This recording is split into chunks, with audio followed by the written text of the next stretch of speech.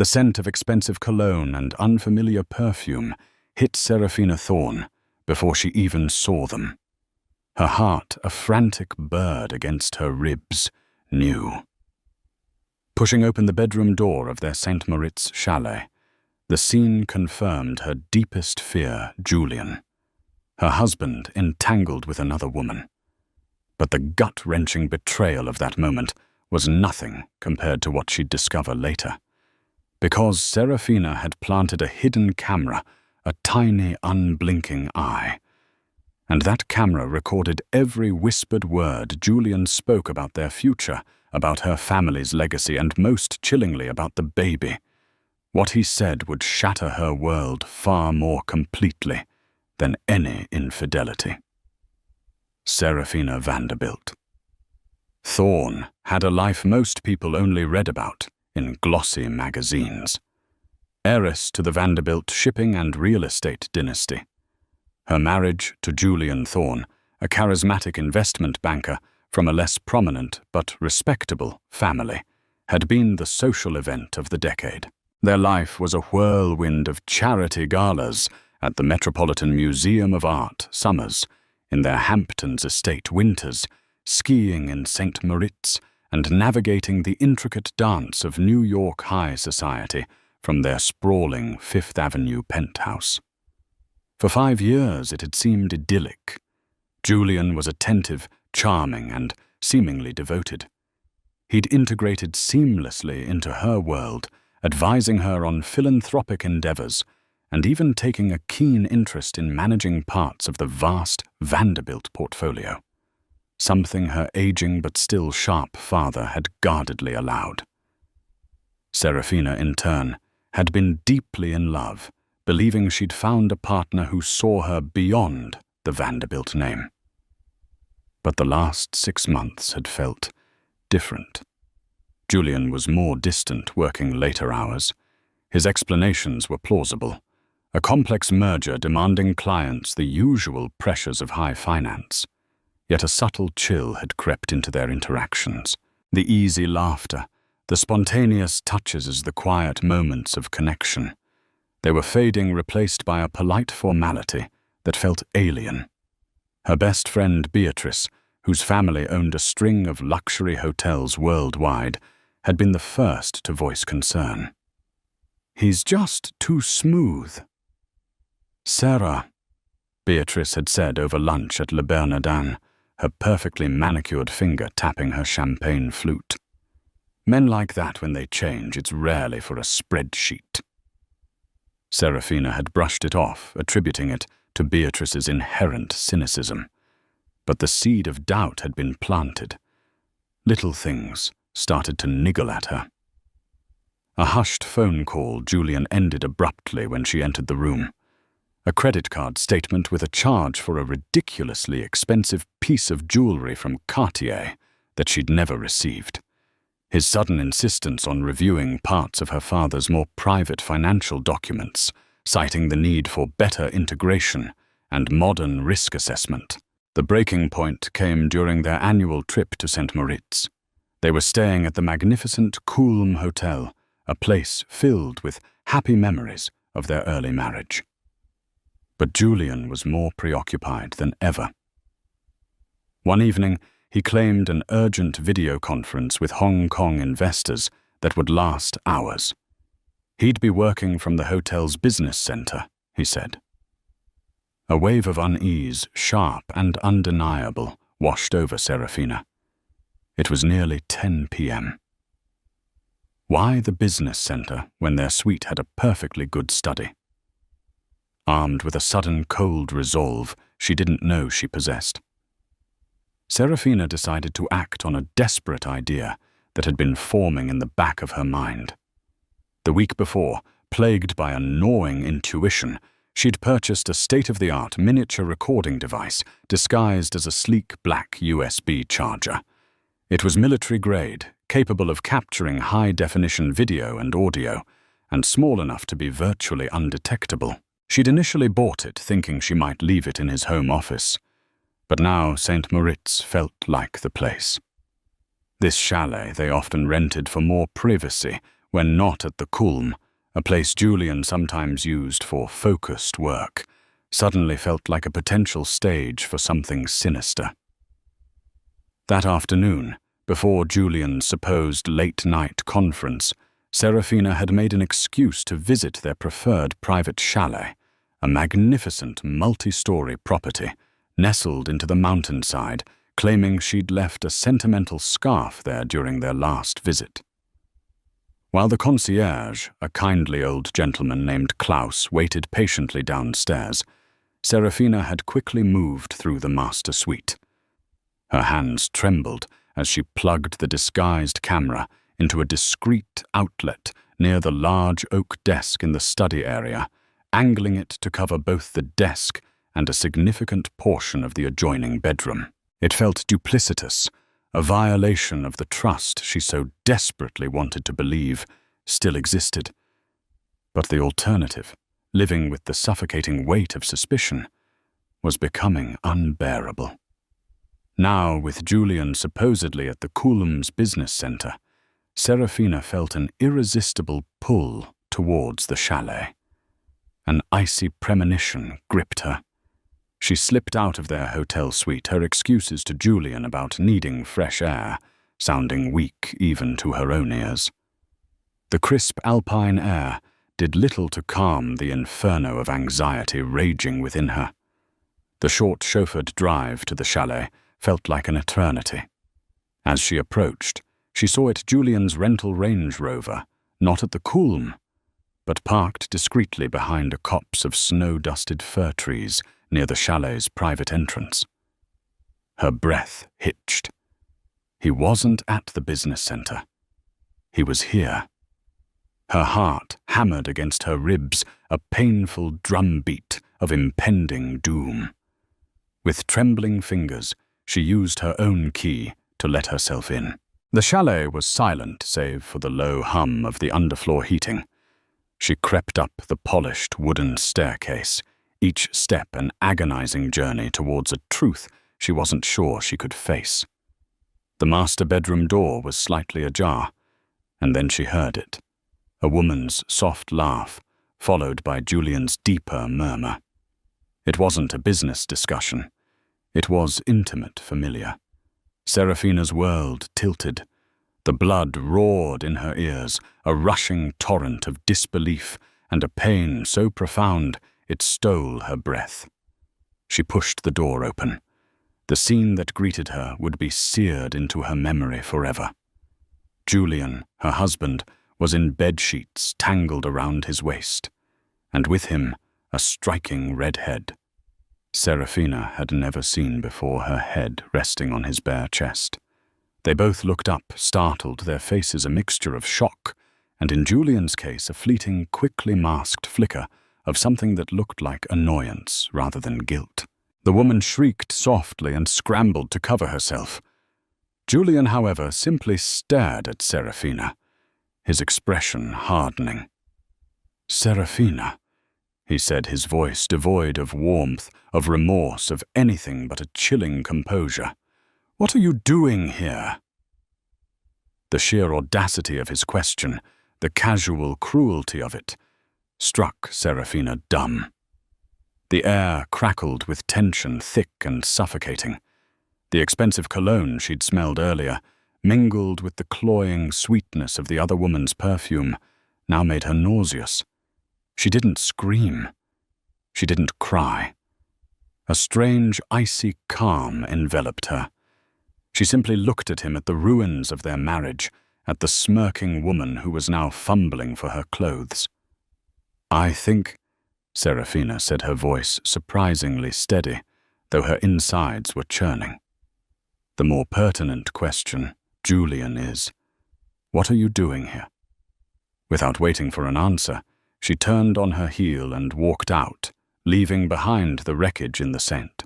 Moritz chalet. The image of their shocked faces, the opulent room, suddenly feeling sordid and cheap, would haunt her. But as she descended the stairs, a single chilling thought cut through her pain. The camera. It was still there, still recording. What else had it captured?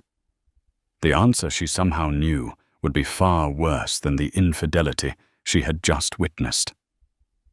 The betrayal was a surface wound. The real poison was yet to be revealed. Serafina didn't return to the Kulm Hotel. The thought of sharing a suite, a town, even the same crisp mountain air with Julian was unbearable. Instead, she had her driver take her directly to the Samadan airport, just a short distance from St. Moritz. Within an hour, the Vanderbilt private jet was being prepped. By dawn, she was back in New York, cocooned in the sterile luxury of her jet, the snowy peaks of the Engadine receding behind her like a bad dream. The silence of the jet was a stark contrast to the turmoil within her. The scene in the chalet replayed in her mind on a torturous loop. Julian's cold eyes, the redhead's smug fear, the disheveled bed, the scent of betrayal. Each replay was a fresh stab to her heart. How could he? How could he be so callous, so disrespectful not just of her, but of their vows, their life, everything they had supposedly built? Upon landing, she didn't go to their Fifth Avenue penthouse. That too felt tainted, a monument to lies. Instead, she retreated to her late grandmother's secluded townhouse on the Upper East Side, a place of quiet elegance and childhood memories, a sanctuary Julian had rarely visited.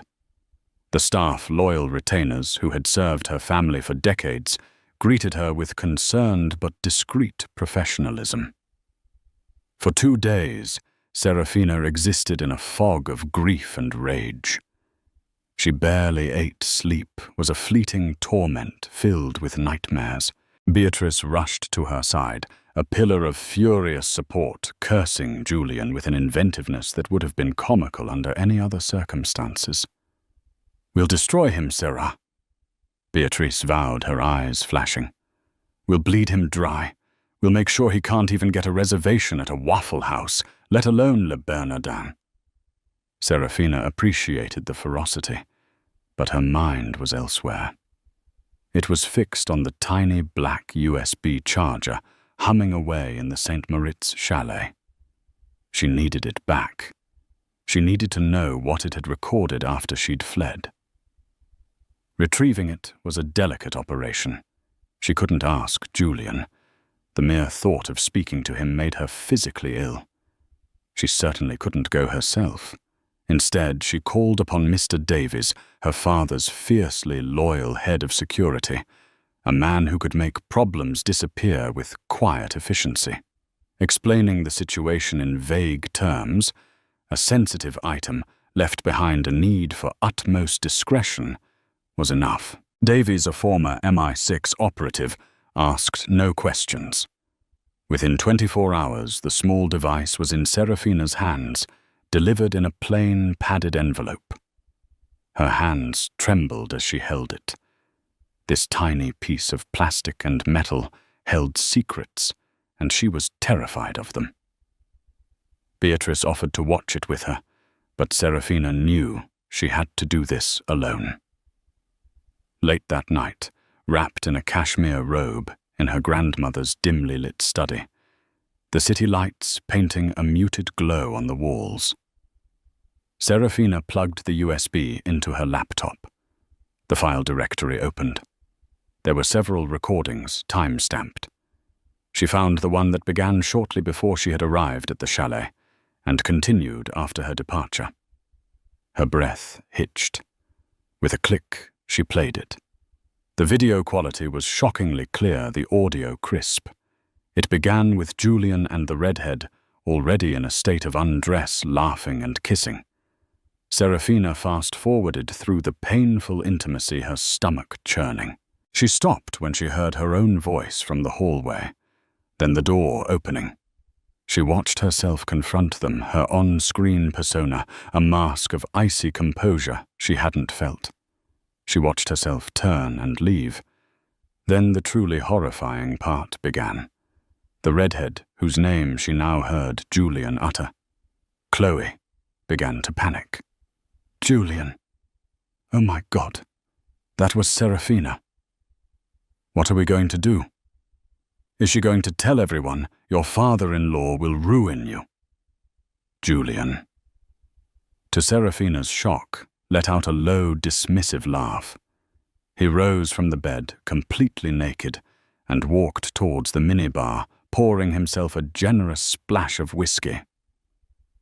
"Relax, Chloe, darling," he said, his voice smooth as silk, yet laced with a venom Serafina had never heard before. Serafina is predictable. She'll cry, she'll rage, then she'll run to her lawyers.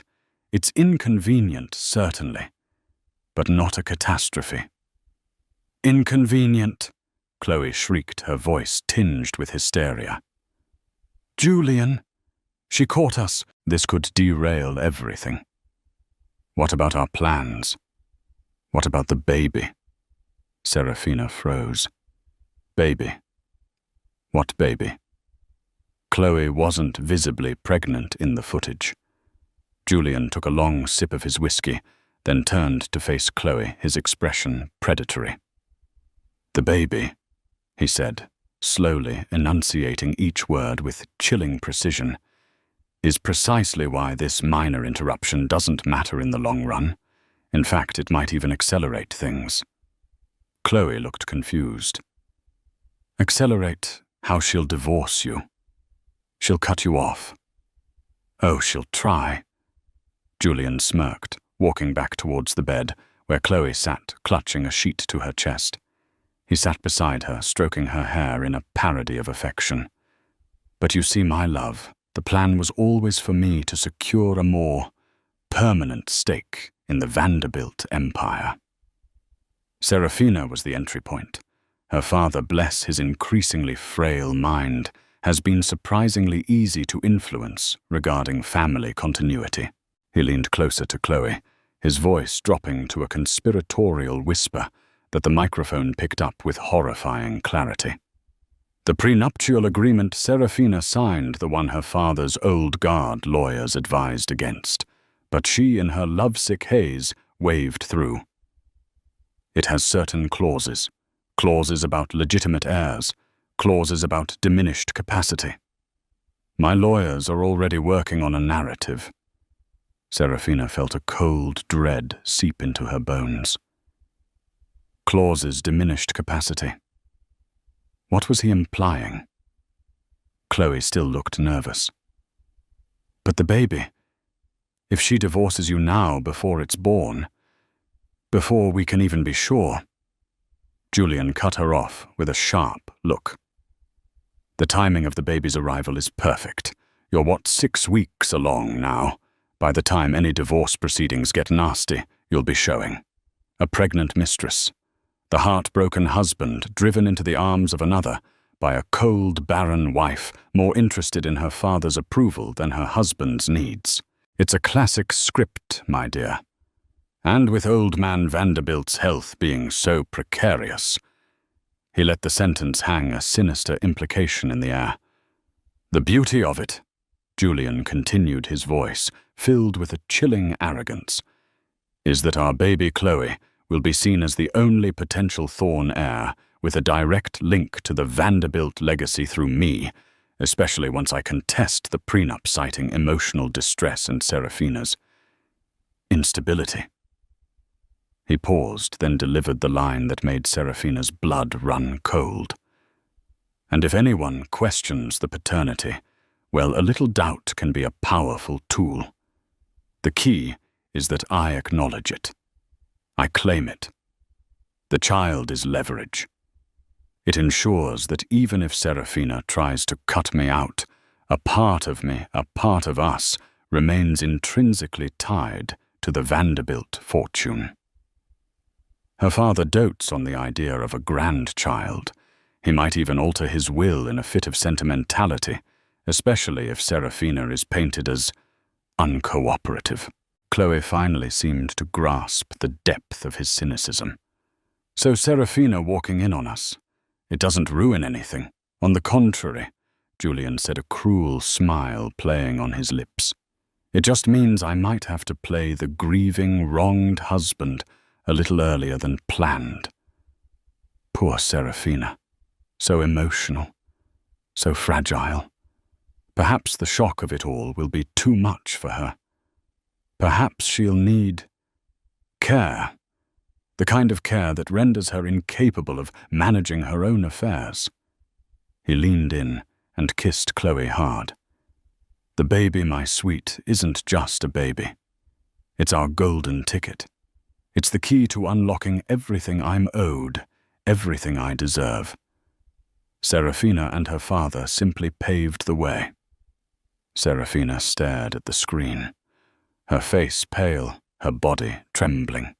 The infidelity was a shallow cut compared to this gaping wound. This wasn't just about cheating.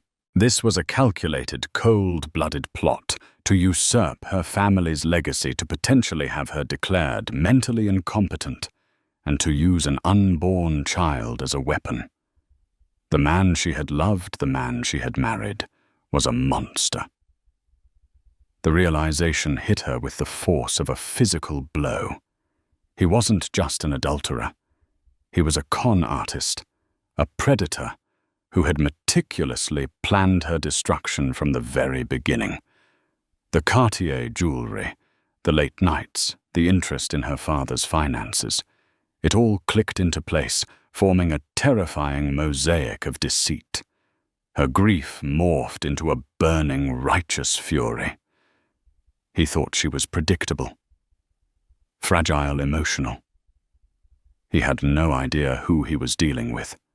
He had underestimated Serafina Vanderbilt Thorne, and he was about to find out just how catastrophically wrong he was. The game wasn't over. It had just begun, and she, armed with his own damning words, was about to change all the rules. The initial shock gave way to a chilling clarity. Julian hadn't just betrayed her. He had declared war on her family, on everything she held dear. And the most horrifying weapon in his arsenal was an innocent, unborn child. Serafina didn't sleep that night. Fueled by coffee and a steely resolve, she watched the damning segment of the recording over and over, dissecting every word, every nuance of Julian's monstrous plan. The mention of the prenup clauses, the insinuation about her father's health, the plot to paint her as unstable, and above all the cold calculation regarding their baby. It was a symphony of malice. By sunrise, Serafina had a plan. Julian thought her predictable. She would be anything but. He expected tears and lawyers focused on divorce. He would get a strategist ready for battle on all fronts. Her first call was not to a divorce lawyer, but to Myron Glass, her father's oldest friend and the most formidable corporate litigator in New York City. Myron was a legend, a shark in a Savile Row suit, fiercely loyal to the Vanderbilt family. He'd been skeptical of Julian from the start, his polite congratulations at the wedding barely concealing a deep-seated unease. "Serafina, my dear girl." Myron's gravelly voice answered, betraying surprise at her early call. "Is everything all right?" "Myron," Serafina said, her voice calm but firm. "I need to see you. Today. It's urgent. And it's about Julian." An hour later, Serafina was sitting in Myron Glass's Art Deco office overlooking Bryant Park. She laid out the entire story, from her initial suspicions to the scene in St. Moritz, and finally the horrifying contents of the hidden camera footage. She didn't cry. She didn't raise her voice. She presented the facts with a cold, hard precision that impressed even Myron. When she was done, she played the crucial audio segment from the recording. Myron listened, his expression growing grimmer with each word Julian spoke. By the end, his face was a mask of controlled fury. "The unmitigated gall of that parasite!" Myron finally growled, his knuckles white as he gripped a pen. To target your father to use an unborn child. This is beyond despicable, Serafina. This is warfare. I know, Serafina replied. He thinks I'll crumble. He thinks I'm weak. He's counting on it. Then we shall ensure he is catastrophically disappointed. Myron said, his eyes glinting with a predatory light. First things first, this recording. It's gold, but its admissibility in court can be tricky depending on the jurisdiction of recording and intent. However, as leverage, it's dynamite. Does he know you have it? No, he thinks I just walked in on an affair. Good. Keep it that way for now. Let him believe he still holds the advantage of surprise with his narrative. Myron steepled his fingers. His plan has several prongs discrediting you, manipulating your father, using the child for financial leverage, and exploiting supposed loopholes in the prenup. We need to counter each one silently and effectively. Myron's mind was already working at lightning speed. The prenup. I remember it. Your father and I practically begged you to let us tighten it. Julian's charm was potent then. But even so, diminished capacity and legitimate heirs are not magic wands he can just wave. We need to review every word of that document immediately. He then turned to the matter of her father, Arthur Vanderbilt. Your father's health. Julian mentioned it. Has he been more involved in Arthur's medical care recently? Any new doctors Julian recommended? Any changes in medication or routine? Serafina frowned. Now that you mention it, Julian did introduce a new specialist a few months ago. Dr. Alistair Finch. He said Finch was renowned for geriatric neurological health. Dad's been more forgetful lately. We all put it down to his age, the stress of the business. A horrifying thought began to dawn on her. You don't think Julian would? With what I've just heard, I wouldn't put anything past him, Myron said grimly. We need to get your father a thorough, independent medical evaluation immediately, and we need to look into this Dr. Finch.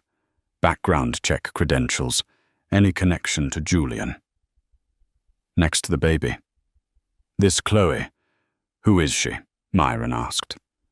I don't know her name beyond Chloe.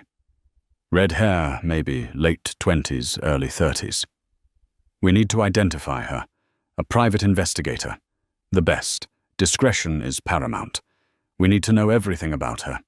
Is she a willing accomplice, a victim herself, or just a greedy fool? Her motivations could be crucial. Myron leaned forward. Serafina. This is going to be a nasty fight. Julian will try to paint you as vindictive, unstable, exactly as he planned. He'll use the media if he thinks it will help him. We need to be prepared for that. But we have a powerful weapon. He doesn't know about the truth and his own voice condemning him. Over the next few days, Serafina, guided by Myron, began to build her counter-offensive. They assembled a tight-knit war council. 1. Myron Glass. The legal mastermind coordinating strategy. 2.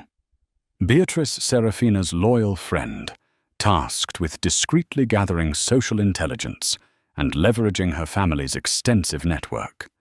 If Chloe was anyone in their circles, or even on the fringes, Beatrice would find out. 3.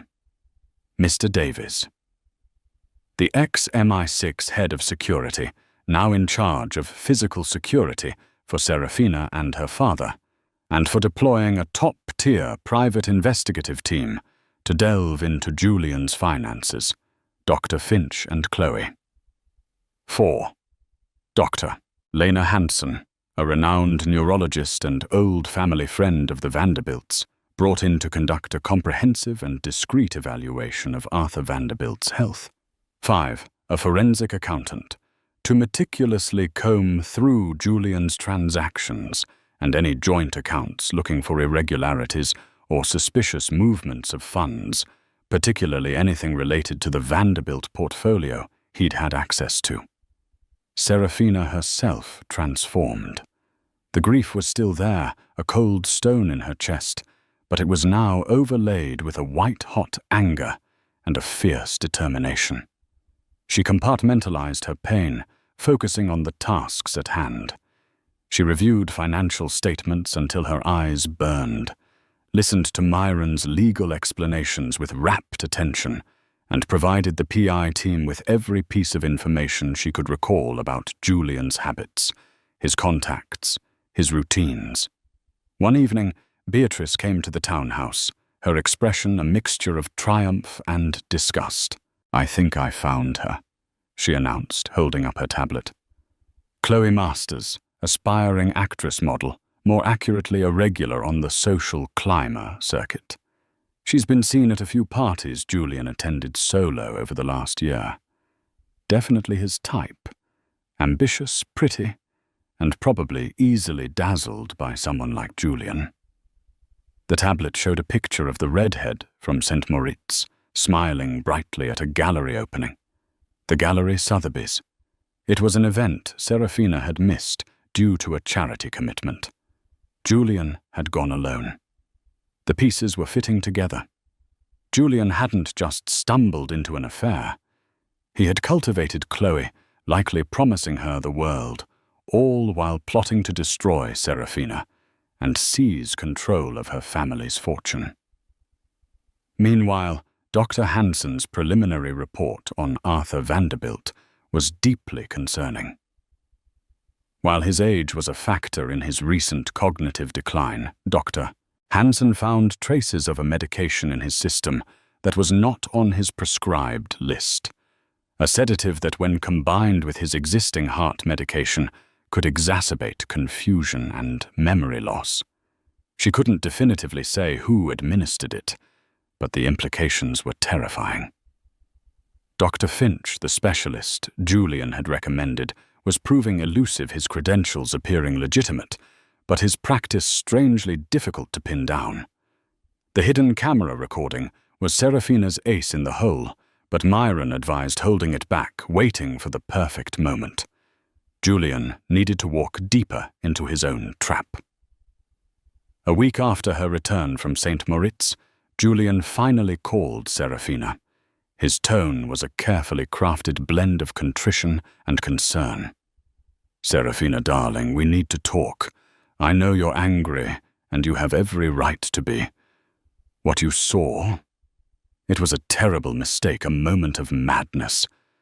I've been under so much pressure. Please let me explain. Let me make it right." Serafina listened, her hand gripping the phone so tightly her knuckles were white. The urge to scream the vile words from the recording at him was almost overwhelming. But she remembered Myron's advice. Let him dig his own grave.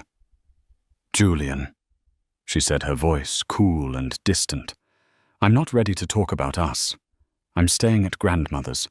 I need some space." Of course," he said, a hint of frustration seeping through his feigned understanding. "But your father, he's been asking for you. He's worried, and I'm worried about him too. He seems more fragile these days." The veiled threat, the casual mention of her father's health, sent a shiver down her spine. He was already starting to lay the groundwork for his narrative. "I'll see my father when I'm ready," Serafina said. "Don't contact me again, Julian. My lawyer will be in touch." She hung up, her heart pounding. The storm was gathering. Julian was making his moves, but he had no idea that Serafina was no longer the sheltered heiress he thought he'd married. She was a Vanderbilt, and she was ready to fight for her legacy, her family, and her life. The evidence was mounting, the team was in place, and Julian Thorne was about to learn a very hard lesson about underestimating a woman scorned, especially one with the truth on her side. Julian didn't wait long to escalate. A few days after Serafina's curt phone call, Myron Glass received a letter from a prestigious law firm, Thorne and Associates. No relation to Julian, ironically, but known for their aggressive tactics in high-stakes divorces.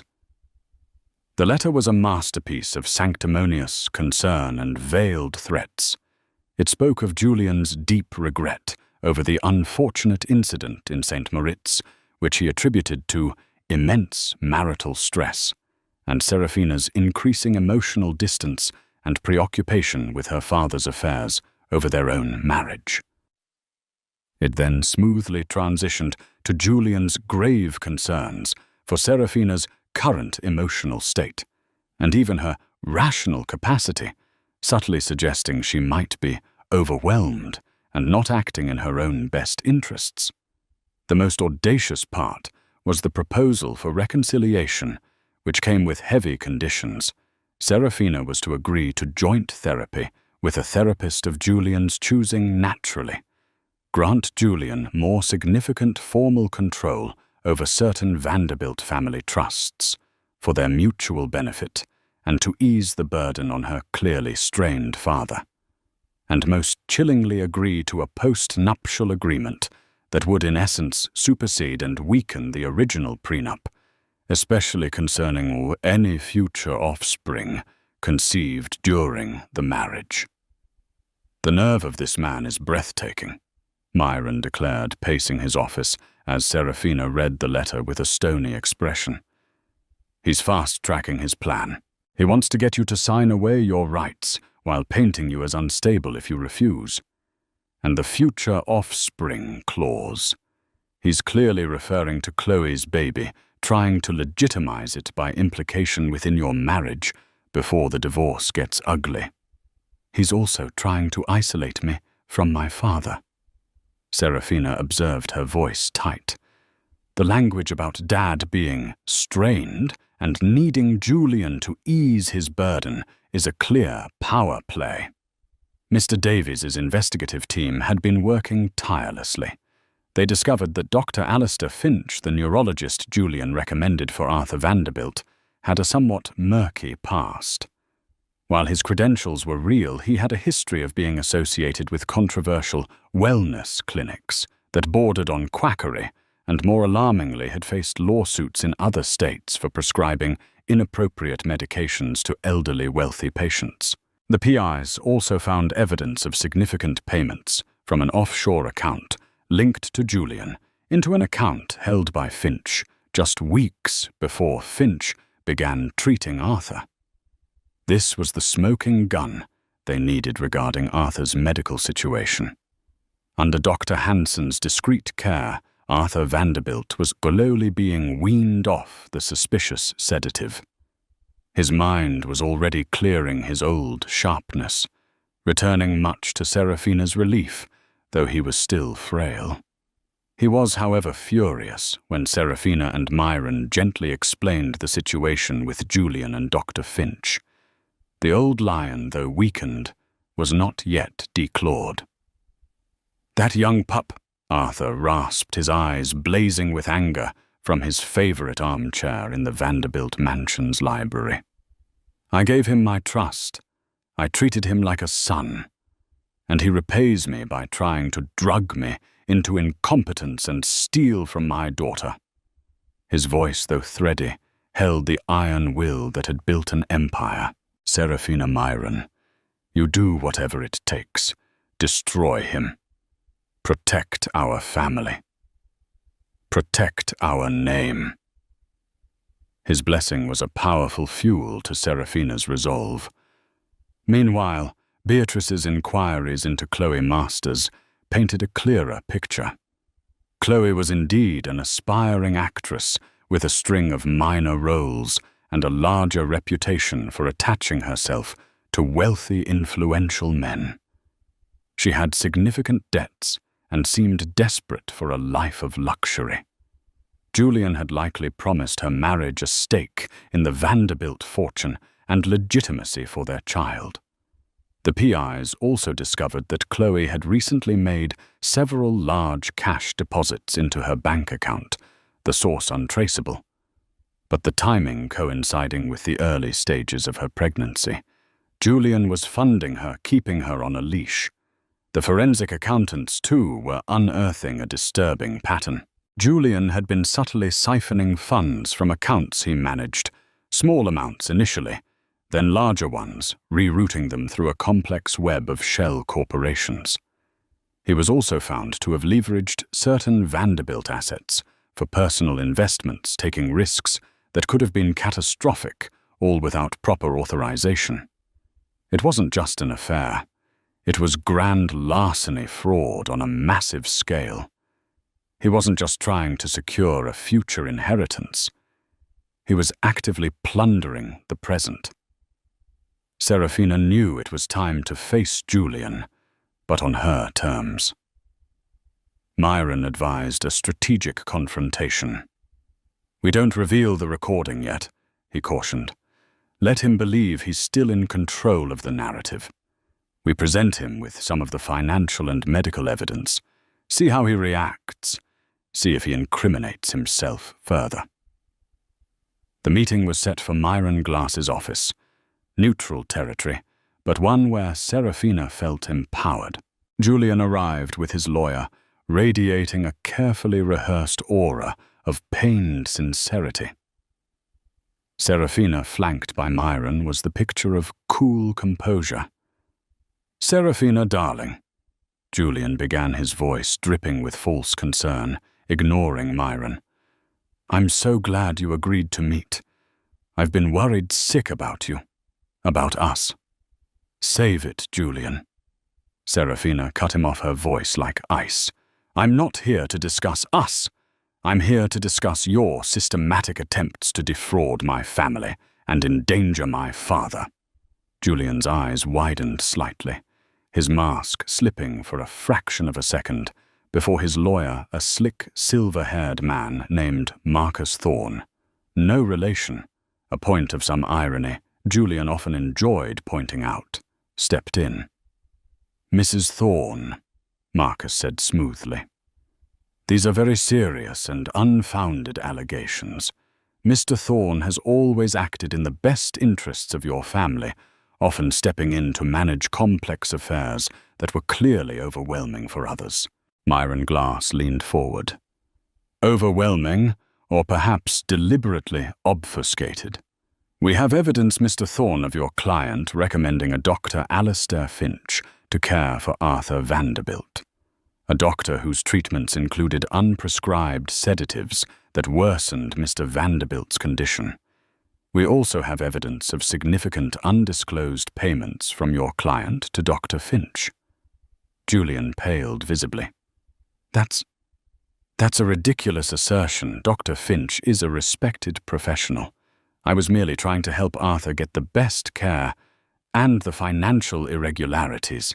Serafina pressed her gaze unwavering. "The unauthorized leveraging of Vanderbilt assets. The funds moved to offshore accounts." Julian scoffed, attempting to regain his composure. "Standard financial planning, diversification. Things you wouldn't understand, Serafina. You were always too emotional for business." There it was, the narrative he was trying to build. The condescension. Emotional. Serafina's voice was dangerously quiet. Or perhaps just less inclined to criminal activity. Marcus Thorne intervened again. "My client will not be subjected to these baseless attacks. If you have concrete proof of any wrongdoing, present it through the proper legal channels. Otherwise, this meeting is over." "Oh, we will," Myron assured him, a grim smile on his face. "Consider this your informal notification. We know about Dr. Finch. We know about the financial malfeasance. And we know about Chloe Masters and her condition." At the mention of Chloe, Julian flinched. He hadn't expected them to know her name or about the pregnancy so soon. "Chloe is a private matter." Julian snapped, his composure finally cracking. "A mistake I deeply regret. It has no bearing on my concern for Serafina or her father." "Doesn't it?" Serafina asked softly, holding his gaze. Or is she and her baby part of your long-term strategy for the Vanderbilt fortune? Julian looked shaken. He clearly hadn't anticipated this level of preparedness. He exchanged a nervous glance with his lawyer. "We are leaving," Marcus Thorne announced abruptly, rising to his feet. "Any further communication will be between legal counsel." Julian stood, his eyes darting towards Serafina, a new uncertain expression replacing his earlier arrogance. He opened his mouth as if to say something, then closed it, turning to follow his lawyer out. As the door closed behind them, Serafina let out a shaky breath. "He's rattled." "Indeed," Myron agreed. "But he's not broken. He'll fight back and he'll fight dirty. He still believes he can control the narrative about you, and he still has the pregnancy as what he thinks is his trump card." "He doesn't know my trump card is his own voice," Serafina said, a grim satisfaction in her tone. The first skirmish was over. Serafina had drawn first blood, showing Julian she was not the fragile, emotional wreck he had envisioned. She had a shield of evidence, a counsel of war, and the unwavering support of her father. But Julian was a cornered animal, and cornered animals were dangerous.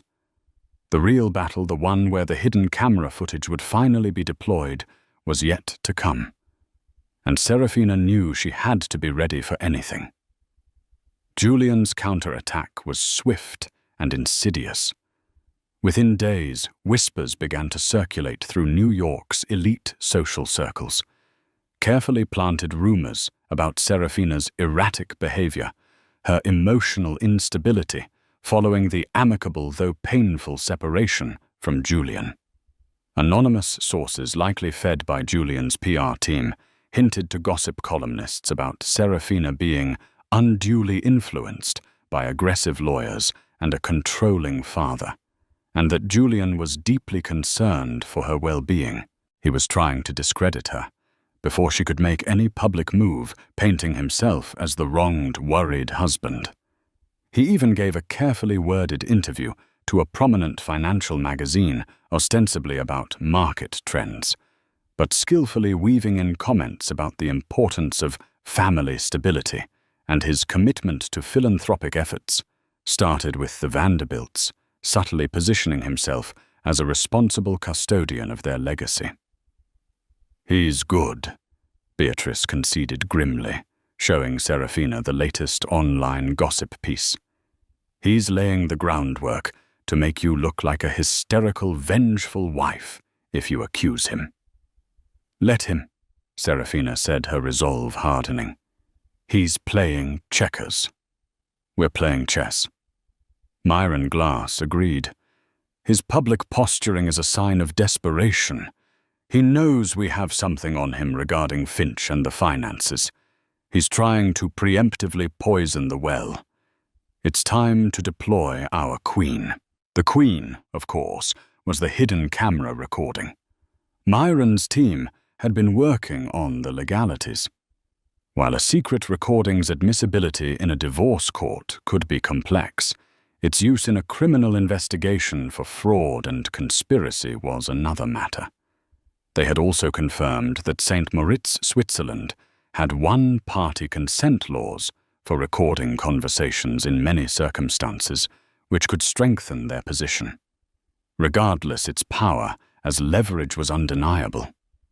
The plan was multi-pronged. First, they would confront Julian directly with the recording. Second, armed with the financial evidence and the information about Dr. Finch Myron, would file a comprehensive civil suit against Julian for fraud, mismanagement of assets, and undue influence. Simultaneously, he would present a dossier to the district attorney's office, including the medical reports on Arthur Vanderbilt and the suspicious payments to Dr. Finch, urging a criminal investigation. But there was one more piece to the puzzle, Chloe Masters. The PIs had continued to monitor her. She was living in a luxury apartment Julian was leasing for her, but she appeared increasingly isolated and anxious. Her social media, once vibrant, had become sparse. She was a pawn in Julian's game, but perhaps a pawn that could be turned. Serafina, against Myron's initial reservations, decided she wanted to speak to Chloe herself. She needs to know what kind of man Julian really is, Serafina argued. She needs to understand he's using her and their child just as callously as he used me. Maybe she can be convinced to cooperate, for her own sake and for her baby's. Beatrice, using her social connections, managed to arrange an accidental encounter. Chloe was a known regular at a particular high-end salon in Soho. Serafina, looking poised and elegant in a Chanel suit that screamed quiet power, approached Chloe as she was having her hair done. Chloe Masters visibly paled when she saw Serafina. "Mrs. Thorne," she stammered, nearly dropping her phone. "Ms. Masters," Serafina said calmly. "May I have a word with you privately?" The salon owner, sensing drama and perhaps a hefty tip from Beatrice, who had prearranged this, quickly ushered them into a private room. Chloe was trembling. "Look what happened in St. Moritz. I'm so sorry. Julian, he told me you were practically separated." "Julian tells many stories, Chloe," Serafina said, her voice surprisingly gentle. "Most of them are lies. He's lying to you just as he lied to me." She then, without malice but with brutal honesty, laid out the truth about Julian, his financial crimes, his deliberate endangerment of her father, and most importantly, what he had said about Chloe and the baby on the hidden camera. She didn't have the recording with her, but she quoted him verbatim. "The baby, my sweet, isn't just a baby. It's our golden ticket. It's the key to unlocking everything I'm owed."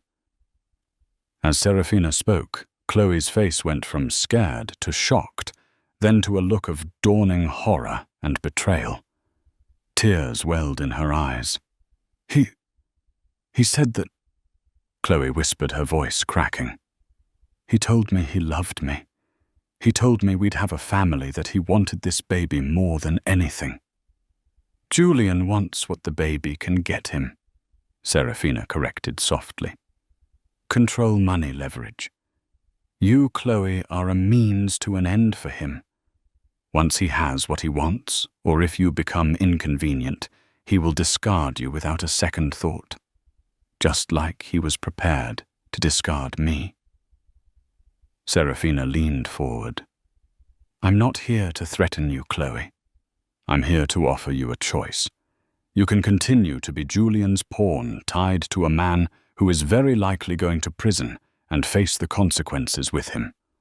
Or you can think about your future and your child's future. You can cooperate. Tell us what you know about Julian's plans. His hidden assets, anything that can help bring him to justice. In return, Myron Glass, my lawyer, can discuss a potential immunity agreement with the DA, should it come to that. We can ensure you and your baby are protected, not financially enriched, but safe." Chloe was sobbing now, mascara running down her cheeks. I didn't know. I swear I didn't know how deep it went. He can be so charming, so persuasive. He said he was protecting his assets from a vindictive wife. "I am many things now, Chloe," Serafina said. "Angry, yes. Determined, absolutely, but not vindictive without cause. He's a predator, and he's counting on us fighting each other instead of him." She paused, then added, "He also mentioned something about questioning the baby's paternity if it suited him, just so you know the kind of man you're dealing with." That last barb hit home. Chloe's head snapped up, a new fierce anger in her eyes. "He wouldn't dare." "Wouldn't he?" Serafina countered. "He's trying to have my father declared incompetent and me mentally unstable. Questioning paternity to suit his narrative would be child's play for him."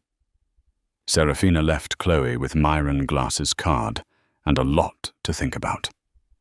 The next day, the formal confrontation with Julian took place. He swaggered into Myron's conference room, his lawyer, Marcus Thorne, at his side, clearly expecting another round of accusations he could deny. This time, however, Serafina had a large monitor set up. "Julian," Myron began, his voice like granite. "We have tried to settle this matter with a degree of civility, despite your egregious actions. You have responded with denials and a smear campaign against your wife. It seems you are incapable of recognizing the gravity of your situation." "My situation?" Julian scoffed. "I believe it is Serafina who is in a precarious situation, emotionally speaking." "Is that so?" Serafina said, her voice deathly calm. "Julian, do you remember what you said in the St. Moritz chalet after I left, when you thought you were alone with Chloe Masters?" A flicker of unease crossed Julian's face.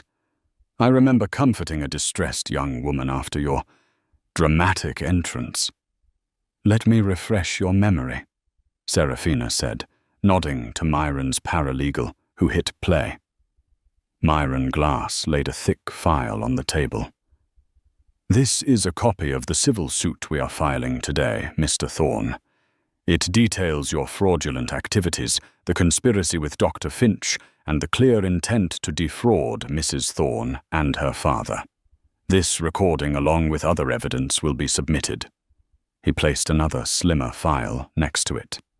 "And this is a summary of the information being presented to the District Attorney's Office, urging a criminal investigation. Forgery, conspiracy, elder abuse. The list is quite extensive." Marcus Thorne finally found his voice, though it was hoarse. "Myron, Serafina, perhaps we can discuss a settlement. A very generous one." Julian looked wildly at his lawyer. "Marcus, what are you saying?" "I'm saying, Julian," Marcus hissed, "that you are, to put it mildly, royally screwed. And you clearly lied to me, your counsel." The fallout from the revelation of the hidden camera footage was immediate and catastrophic for Julian Thorne.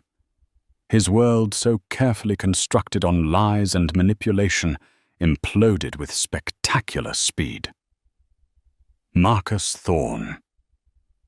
Julian's lawyer, visibly furious at being deceived by his own client, immediately moved to formally withdraw as counsel, citing irreconcilable differences and a fundamental breakdown of trust. This left Julian scrambling to find new representation, a task made infinitely harder, as word of the damning recording and Chloe Masters' cooperation began to leak, albeit discreetly, through legal circles.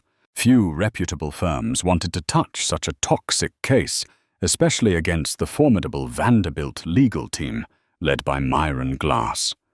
The civil suit Myron filed was a bombshell detailing Julian's calculated fraud, his siphoning of Vanderbilt funds, the conspiracy with Dr. Finch to manipulate Arthur Vanderbilt's health, and the emotional distress inflicted upon Serafina. The suit sought not only the return of all misappropriated assets, but also substantial punitive damages.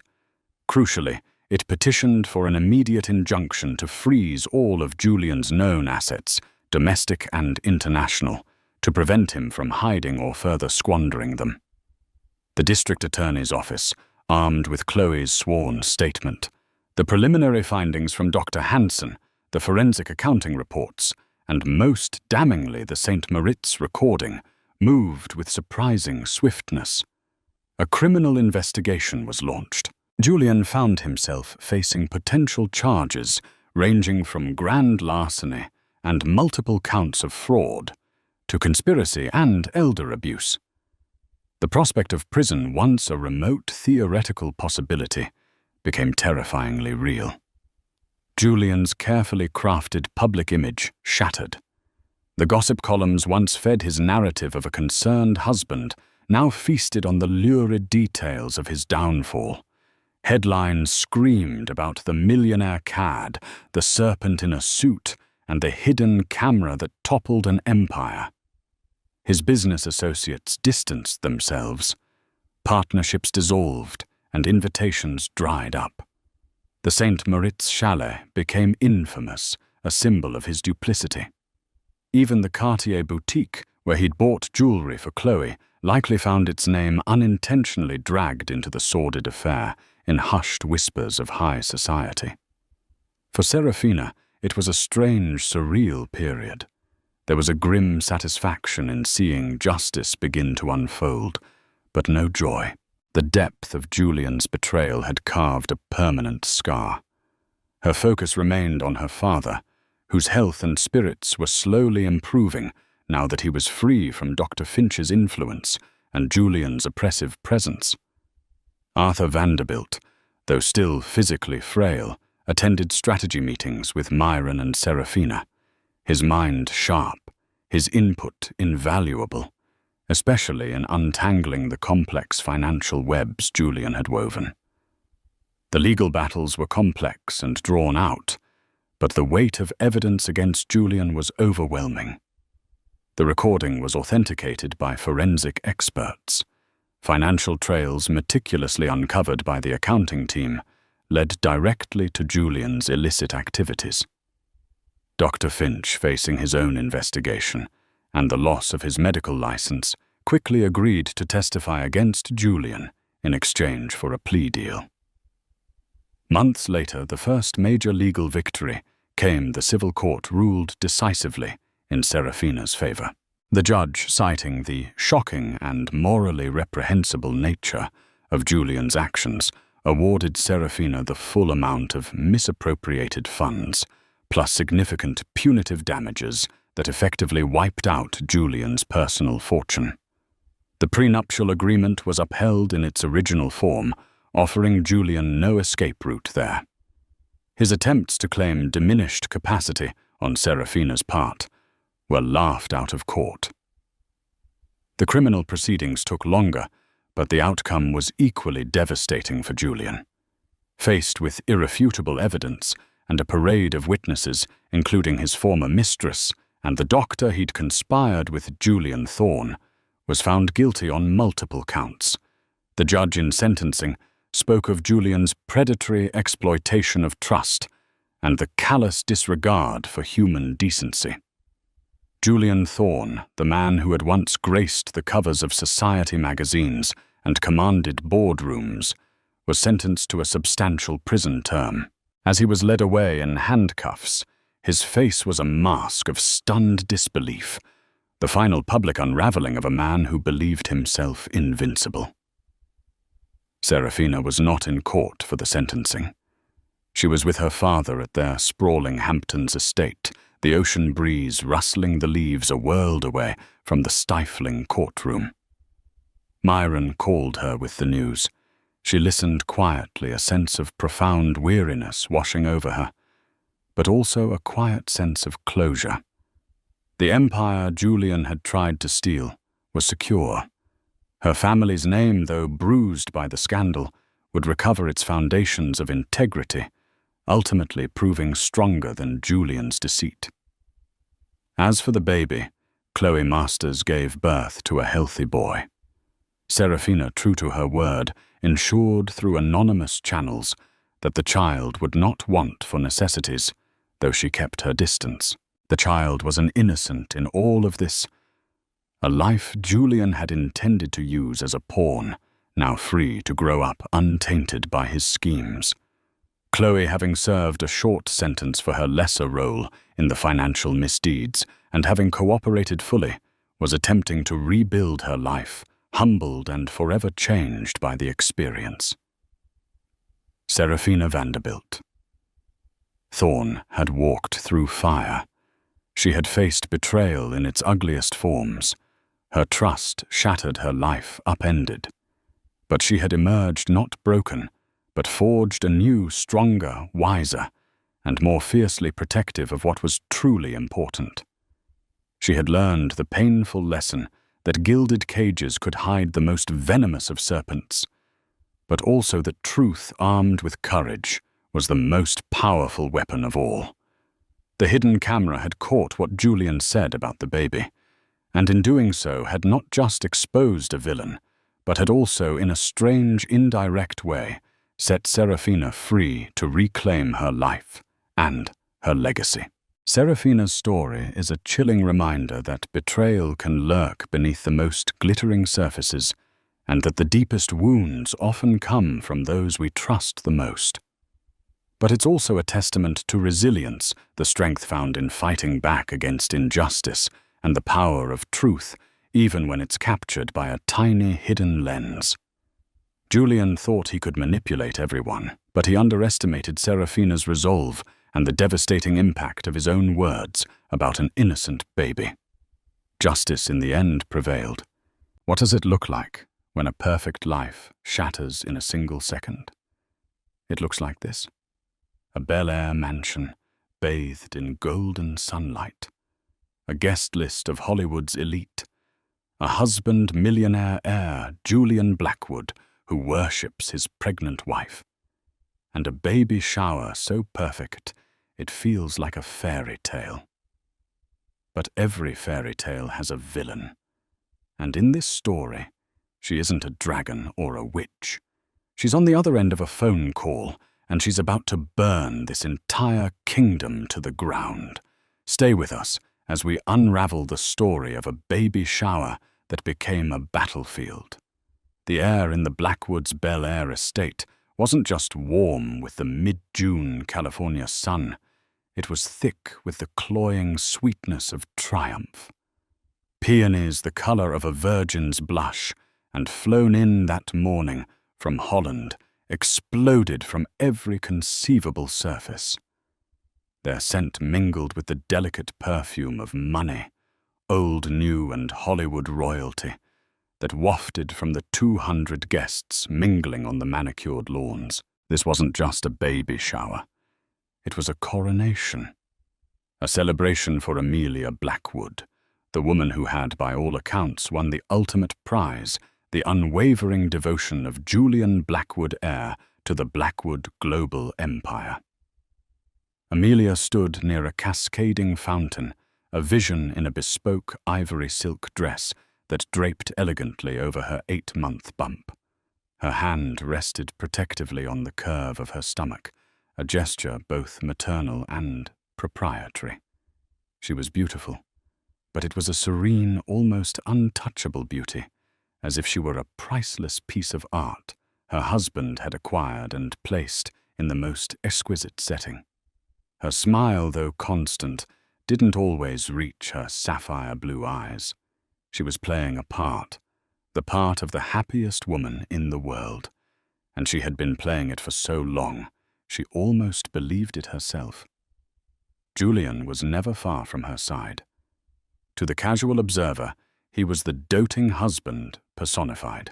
One hand was always on the small of her back, his thumb rubbing gentle circles.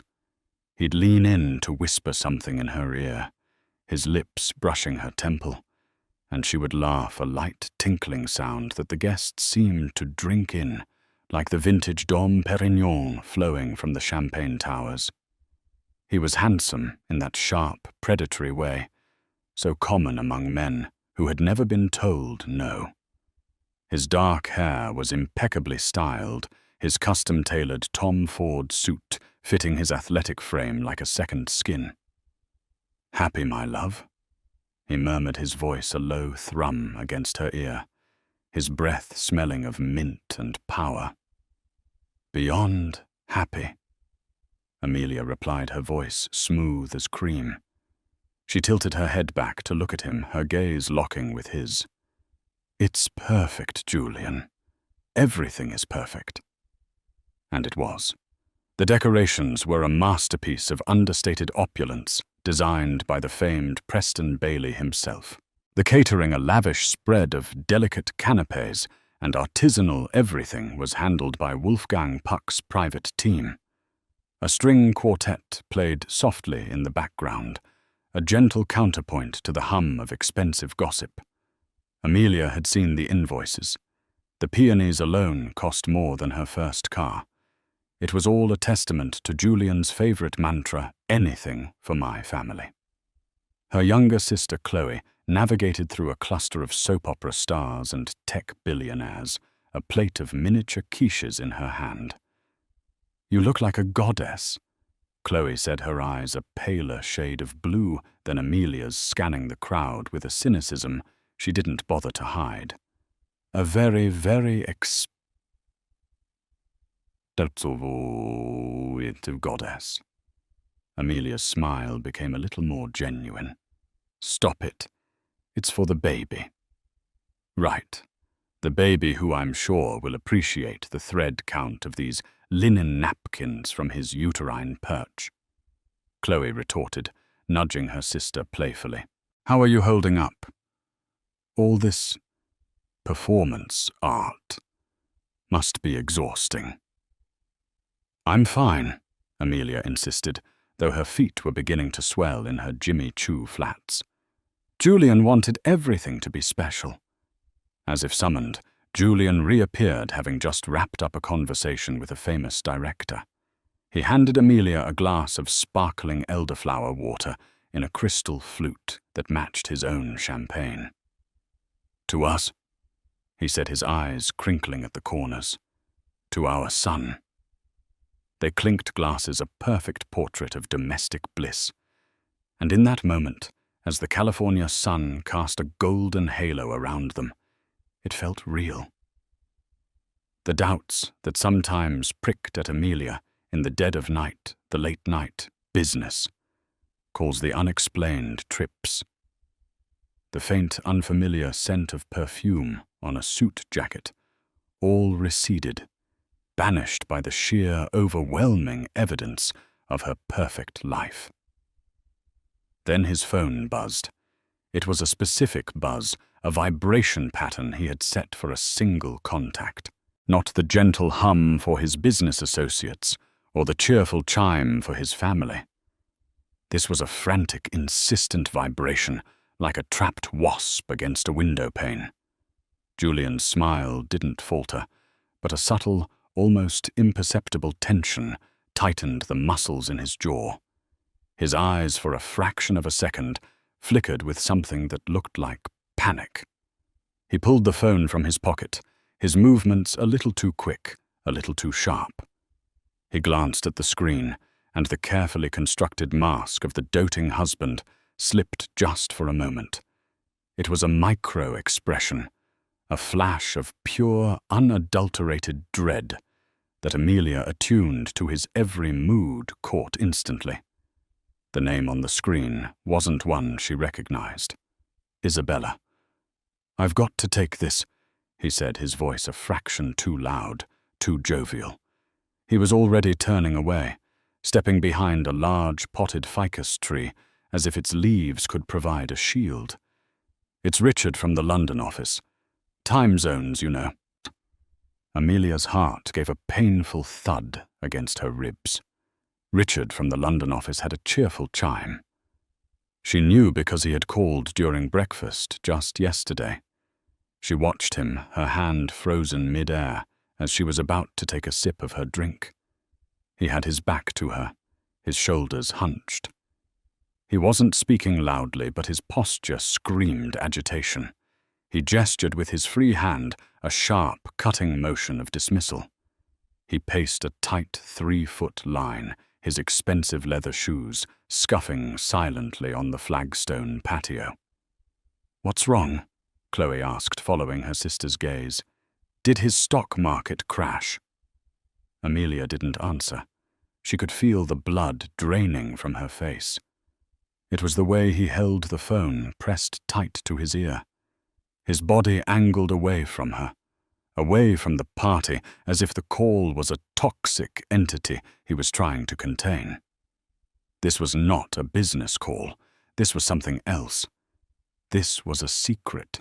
The string quartet swelled, playing a cheerful Vivaldi piece, but the music sounded jarring and thin now, a flimsy soundtrack to the sudden gaping crack that had just appeared in the porcelain facade of her life. She saw him end the call and shove the phone back into his pocket. He stood there for a long moment, his back still to her, and she watched him take a deep, shuddering breath, his shoulders rising and falling. He was composing himself, reassembling the mask. When he turned back to her, the smile was back in place, bright and dazzling. But it didn't reach his eyes. His eyes were cold, distant, and filled with the shadows of a lie. "Sorry about that, my love," he said, rejoining her side and slipping his arm around her waist, as if nothing had happened. International finance waits for no man, not even one, at his own baby shower. Amelia looked at him, really looked at him, and for the first time she didn't see her husband. She saw a stranger, and a terrible cold certainty began to bloom in her chest. Everything was not perfect, and it was never going to be perfect again. The call lasted no more than 90 seconds, but it was long enough to curdle the very atmosphere of the party. The sun seemed to lose its warmth. The scent of the peonies became funereal. The cheerful music of the quartet grated on Amelia's nerves like a rusty saw. Julian had returned to her side, his arm a leaden weight around her waist, but he was no longer present. His body was there, a handsome, smiling automaton, but his mind, his soul was somewhere else, entirely trapped in the web of that 90-second conversation. He became a ghost at his own celebration. He laughed a little too loudly at a senator's bad joke, his eyes scanning the perimeter of the garden as if expecting an attack. He refilled Amelia's glass with a hand that was not quite steady, a tiny, almost invisible tremor that she felt as his knuckles brushed hers. He would start a sentence, lose his train of thought, and cover the lapse with a self-deprecating chuckle that sounded brittle and false. To the guests, he was still Julian Blackwood, charming and in control. To Amelia, he was a stranger wearing her husband's face. "He looks like he's seen a ghost," Chloe muttered, coming to stand beside Amelia near the dessert table, which was laden with pastel-colored macarons and a towering cake shaped like a baby's rattle. "He's just stressed," Amelia said, the lie tasting like ash in her mouth. She rearranged a tiny silver-wrapped gift on a nearby table, her fingers fiddling, needing something to do. "The merger is in its final stages." "The merger, Amelia, please," Chloe scoffed, lowering her voice. "I've seen him handle billion-dollar deals without breaking a sweat. This is different. He hasn't looked you in the eye since he took that call. He's looking at you like you're a problem he needs to solve." Chloe was right. His gaze kept snagging on her, but it wasn't with adoration. It was with a strange, panicked assessment. He would look at her swollen belly, then at his watch, then back at her belly, as if calculating some terrible equation. The gift-opening ceremony was scheduled for 3 o'clock. It was meant to be the centerpiece of the afternoon, a moment for Amelia to be showered with love and ludicrously expensive baby paraphernalia. There was a miniature Aston Martin pedal car, a cashmere baby blanket from Hermes, a first-edition set of Winnie the Pooh books that was probably worth more than a down payment on a house. As Julian guided her to the large, ornate wicker chair that served as a makeshift throne, his touch felt cold, clinical. "Ready, my love?" he asked, his smile stretched thin across his face. "I'm a little tired, Julian," she said, her voice barely a whisper. "Maybe we can do this later." She was desperate to escape, to go upstairs to the quiet sanctuary of their bedroom and force him to tell her the truth. "Nonsense!" He boomed, his voice a performance for the guests who were now gathering around. "Everyone is so excited. We can't disappoint them." He was talking about the guests, but his eyes were pleading with her, begging her to maintain the charade. "Don't make a scene," they said. "Not here. Not now." So she sat a silent, smiling queen on her wicker throne and began to open the presents. Chloe sat on a cushion at her feet, helping her with the ribbons and passing the gifts for everyone to see. With each extravagant present, Amelia felt a wave of nausea. The gifts felt like offerings, sacrifices laid at the altar of their perfect fraudulent life. "This one's from your father," Julian said, placing a large, elegantly wrapped box in her lap. It was from Blackwood Global's CEO, a man who saw his son's marriage as another successful acquisition.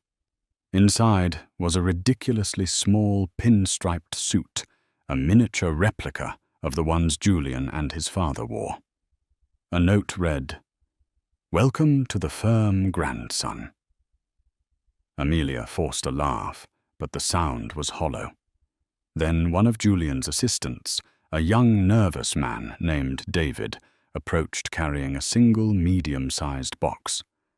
It was wrapped not in the party's theme of pastel blue and cream, but in a stark, glossy black paper tied with a single blood-red ribbon. It stood out from the pile of cheerful gifts like a crow in a flock of doves.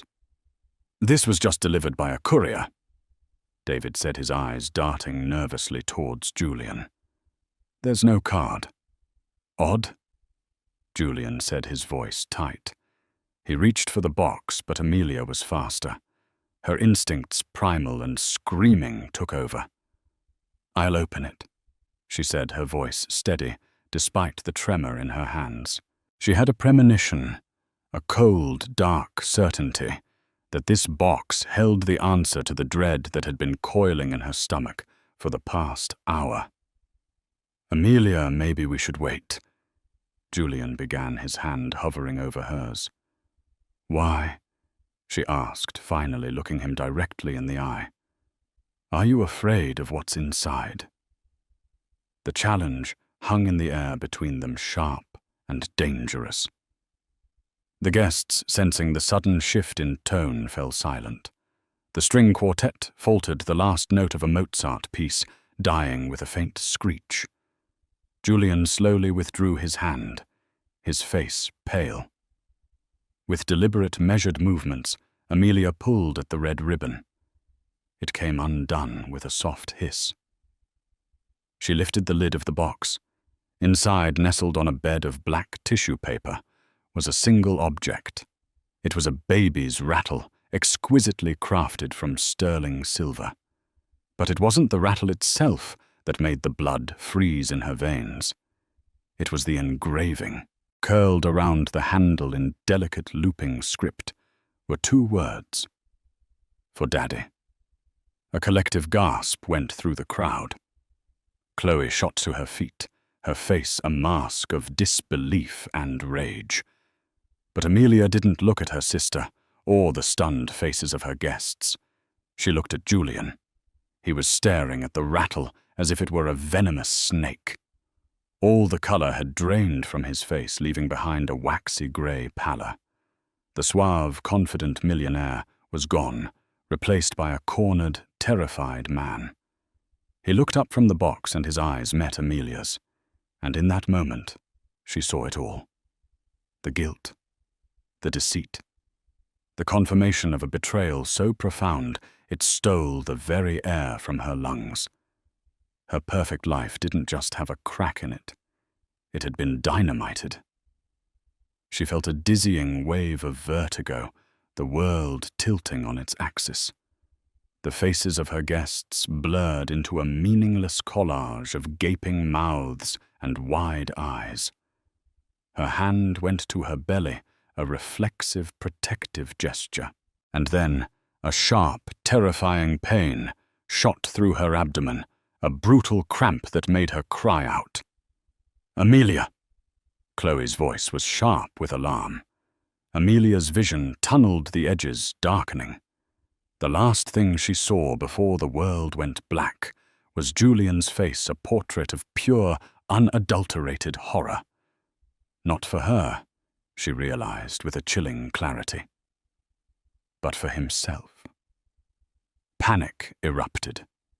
It was a controlled, wealthy sort of panic, more a flurry of horrified whispers and averted eyes than outright screaming, but it was chaos nonetheless. The senator's wife was fanning herself with a program. The Hollywood director was already murmuring into his phone, likely to his agent sensing a scandal that was better than any script he'd read that year. The party, a meticulously crafted illusion of perfection, had disintegrated into a tableau of public humiliation. Chloe was the first to move her shock transmuting into pure, focused rage. She knelt by her sister's side, her voice sharp and clear. "Someone call 911. Now." David, the assistant, was already fumbling with his phone, his hands shaking so badly he could barely dial. Julian remained frozen for a critical, damning second, his eyes locked on the silver rattle as if it held some hypnotic power. He was paralyzed, caught between the two competing disasters of his own making, the woman who carried his legitimate heir, unconscious on the ground, and the spectre of the other woman, the one who had just thrown a grenade into the center of his life. "Julian, for God's sake, do something!" Chloe shrieked, her voice raw. The shout seemed to break the spell. Julian lurched into motion, dropping to his knees beside Amelia. "Amelia, honey, can you hear me?" He touched her cheek, his hand trembling. The gesture which hours before had seemed so tender now looked grotesque, a mockery of the love he had so publicly professed. "Don't you touch her," Chloe spat, slapping his hand away with surprising force. "You've done enough." The paramedics arrived with an efficiency that was both terrifying and reassuring. They moved with practiced speed, their calm professionalism a stark contrast to the emotional wreckage around them. As they assessed Amelia, fitting an oxygen mask to her face and checking her vitals, the story began to piece itself together in hushed, fragmented whispers among the guests. "Did you see his face? A gift from another woman. Engraved, it said, for Daddy." The poor thing, the shock of it all. The whispers were like acid dissolving the last vestiges of the Blackwood's carefully curated public image.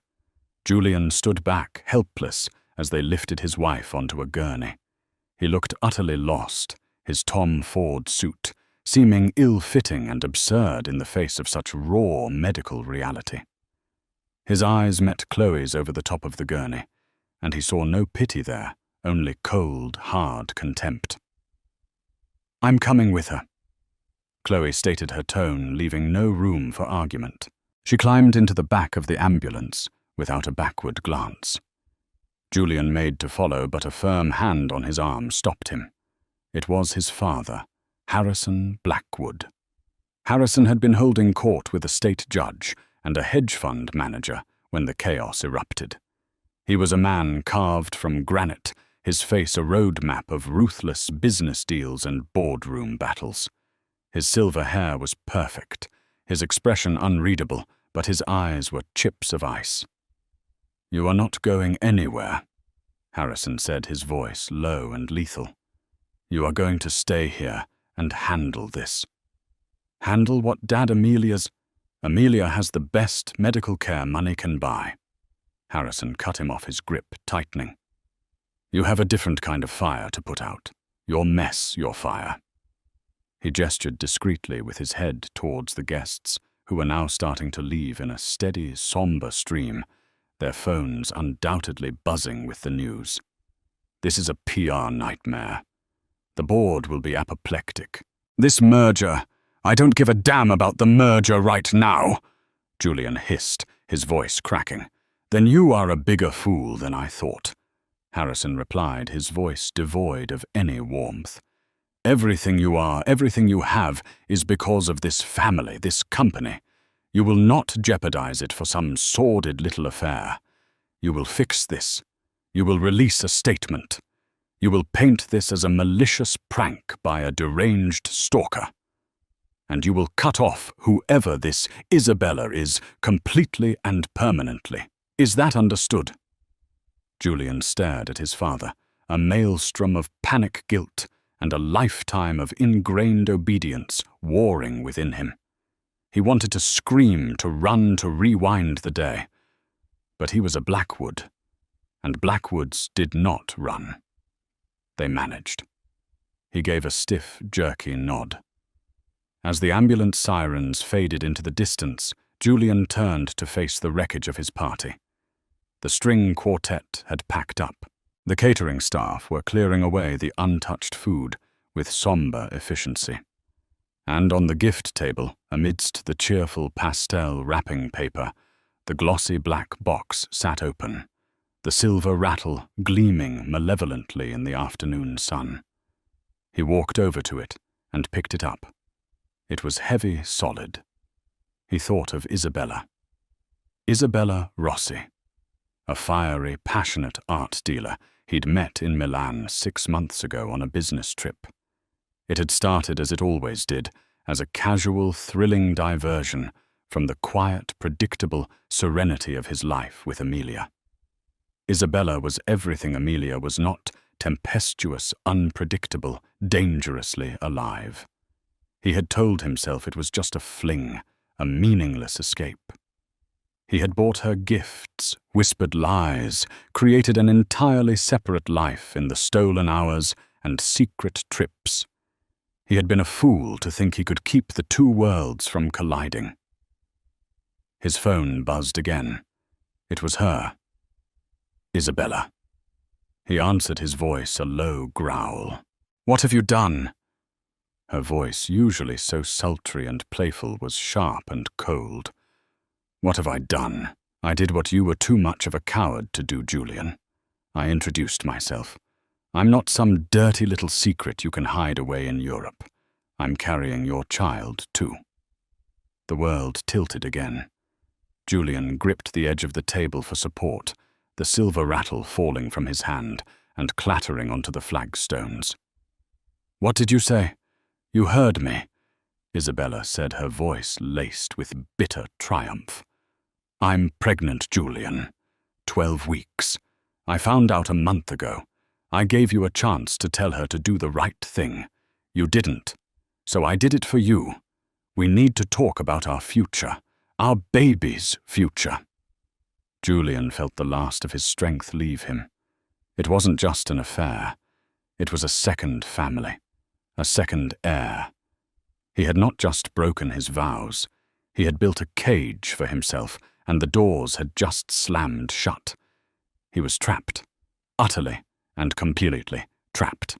"I have to go," he choked out, ending the call. He looked at the fallen rattle, then at the half-dismantled party, a monument to his own spectacular failure. His father was right. This wasn't just a personal crisis. It was a bomb that threatened to detonate the entire Blackwood empire, and he, Julian Blackwood, had just lit the fuse. The sterile, antiseptic smell of the hospital was an assault after the cloying perfume of the garden party. In the private wing of Cedars Sinai, a wing where the rooms looked more like suites at the Four Seasons, Chloe paced the waiting area like a corned panther. The plush carpet did nothing to soothe her. The tasteful abstract art on the walls seemed to mock her with its serene detachment. Amelia had been whisked away for a battery of tests. For 2 agonizing hours there was no news. Chloe's frantic texts to her parents had initiated a cross-country flight from Boston. Julian, to her relief, was nowhere to be seen. She hoped he was rotting in whatever hell he had created for himself. Finally, a doctor appeared. He was a kind-faced man in his late 50s, with weary eyes that had seen too much. He introduced himself as Dr. Alan Reeves, the head of obstetrics. "How is she? How's the baby?" Chloe demanded, her hands clenched into fists. "Your sister is stable for now," Dr. Reeves said, his voice calm and measured. "We've managed to stop the contractions. She's resting under sedation. But I have to be frank with you, the situation is precarious." "Precarious how?" Dr. Reeves sighed, gesturing for her to sit. "Amelia has a condition called placenta previa, where the placenta is covering the cervix. We've been monitoring it. It's not uncommon.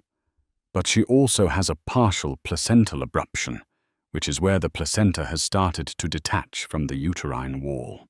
The initial event, the collapse, was likely triggered by a sudden spike in blood pressure, almost certainly caused by acute emotional distress.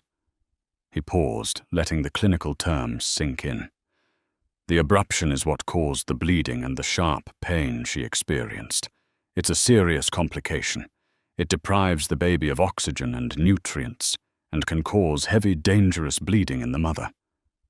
Chloe felt a wave of cold dread. So what does that mean? Will she be okay? It means she is now an extremely high-risk pregnancy. Dr. Reeves said, his expression grave. She needs to be on complete bed rest for the remainder of her term. No stress. Absolutely none. Any further shock, any significant rise in her blood pressure could cause the abruption to worsen. If that happens. He didn't need to finish the sentence.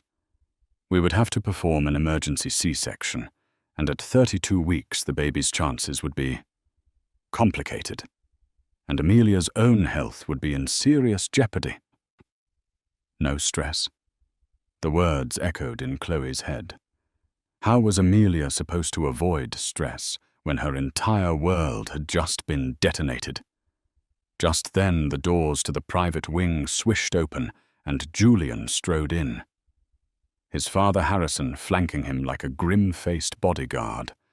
Julian's face was a mask of strained concern, but Chloe could see the frantic energy underneath.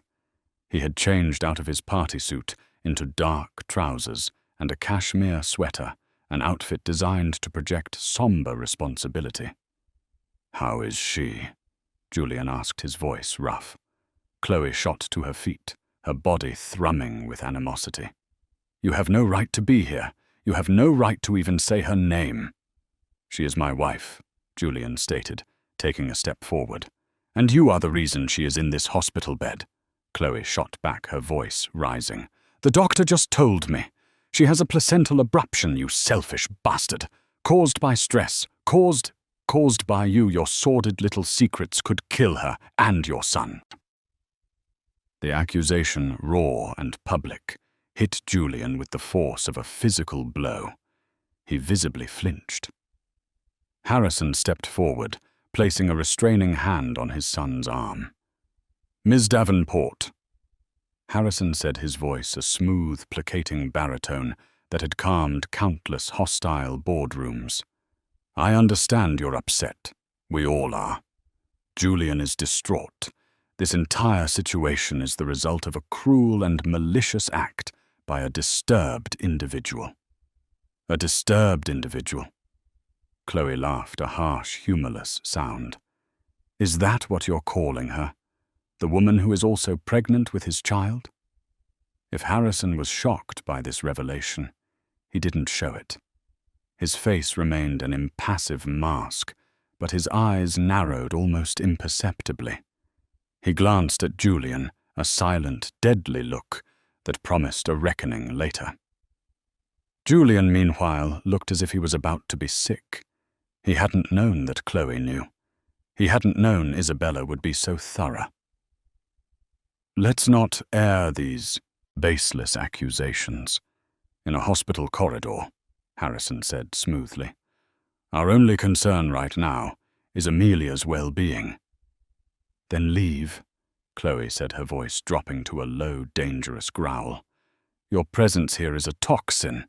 Dr. Reeves said she needs 0 stress. Seeing his face is the most stressful thing I can possibly imagine for her right now. So get out."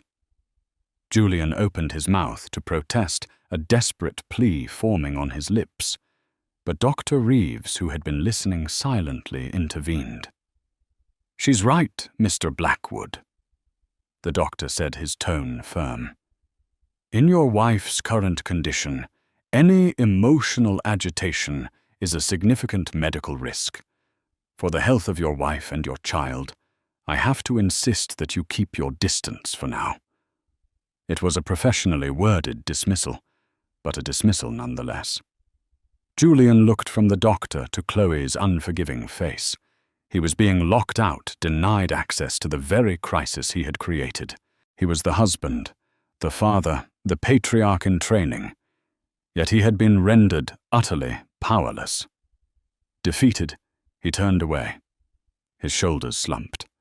Harrison gave Chloe a final long look, a look that was part appraisal, part warning, before turning to follow his son.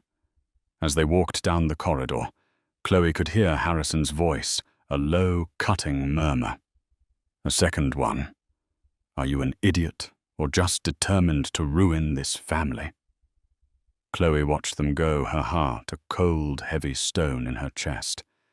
She had won the battle, but she knew the war was just beginning. The Blackwoods wouldn't just retreat. They would regroup. They would strategize. They would come back with lawyers and PR teams and all the immense power their name commanded. She turned and looked at the closed door to her sister's room. Amelia was in there, sedated, and unaware, her body a fragile vessel in a storm she couldn't see. And Chloe, her fierce, loving, and now terrified sister, was the only thing standing between her and the hurricane named Blackwood. The next 48 hours were a masterclass in damage control Blackwood style. The first wave of the attack was a press release issued by Blackwood Global's formidable PR firm. It was a work of fiction so audacious it was almost admirable. The unfortunate incident at the baby shower was framed as a targeted harassment campaign by a deeply disturbed individual with a history of fabricating relationships with high-profile figures. The collapse of the beloved Mrs. Blackwood was attributed to the heat and the strain of the day.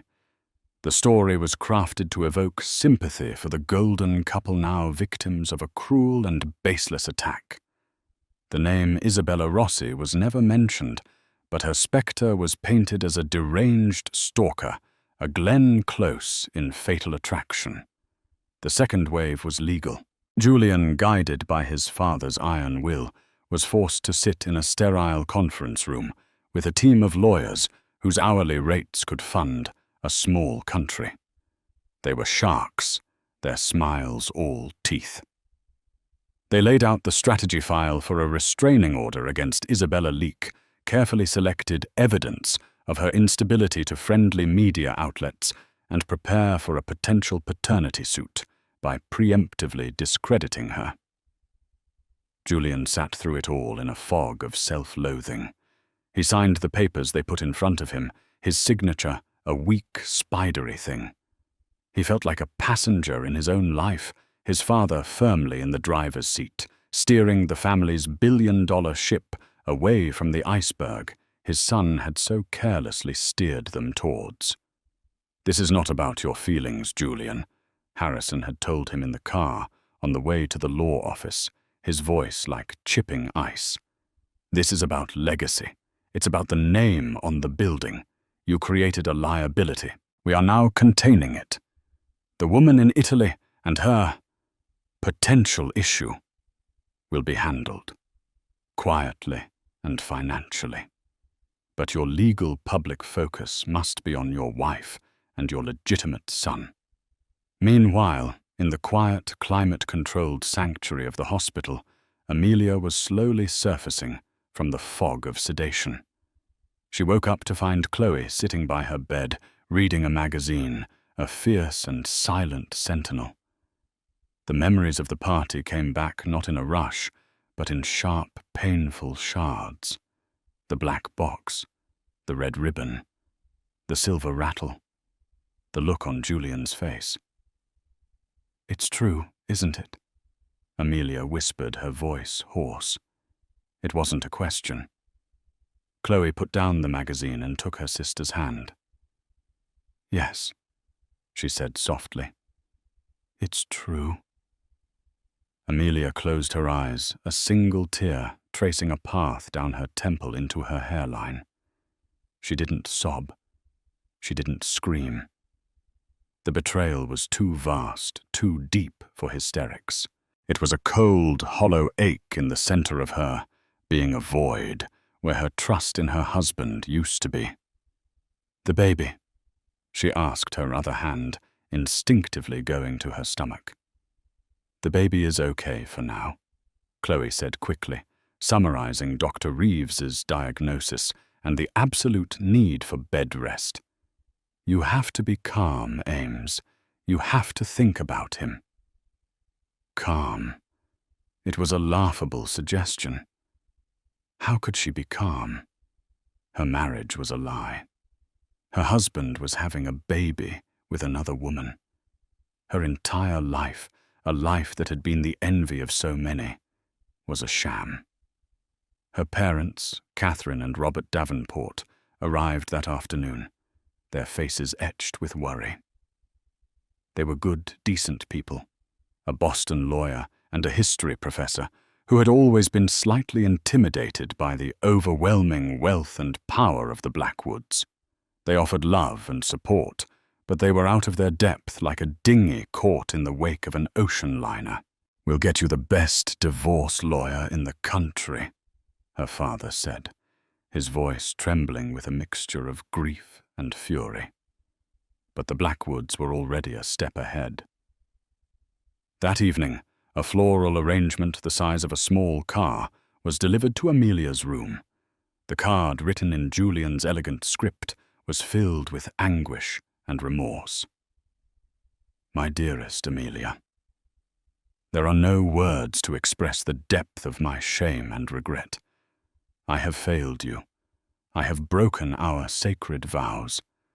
I live every second with the knowledge that my unforgivable actions have put you and our precious son at risk. Please, please allow me to see you. Let me begin the impossible task of earning back a fraction of your trust. I love you. I have only ever truly loved you. Yours forever, Julian. It was a beautiful, heartfelt apology, and Amelia knew with a certainty that chilled her to the bone that he hadn't written a single word of it. It was PIE, a carefully crafted message, the first move in a campaign to win her back, not for love, but for optics. The true attack came the next day. A lawyer from Julian's team, a woman with a deceptively warm smile and eyes as cold as a morgue slab, paid a visit. She wasn't there to serve papers. She was there to talk. Amelia. She began her name sounding like a sweet poison on her tongue. Julian is devastated. He has ended all contact with the woman in question and is pursuing legal action to ensure she can never harm your family again. She then laid out the offer. Julian would do anything to keep his family together. He would attend therapy. He would sign a post-nuptial agreement, giving Amelia a staggering settlement if he ever transgressed again. They would present a united front for the sake of the child and the family's reputation. Then came the threat, veiled in the language of concern. Of course, the lawyer continued, her smile never wavering. If this were to proceed into a divorce, it would be contentious. A contested custody battle would be incredibly stressful.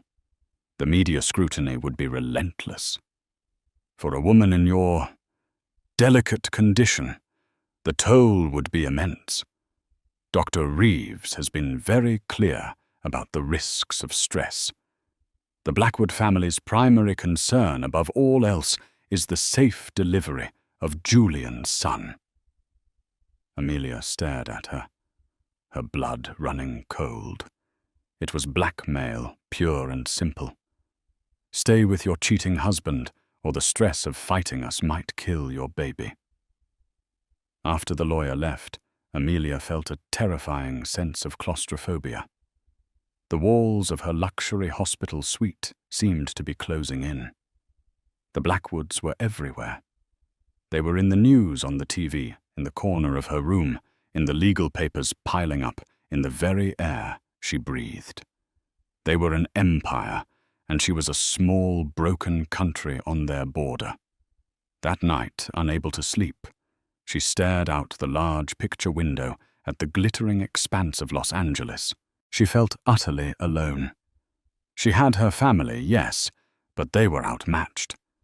She was a pawn in a game played by kings and queens, and she was about to be sacrificed.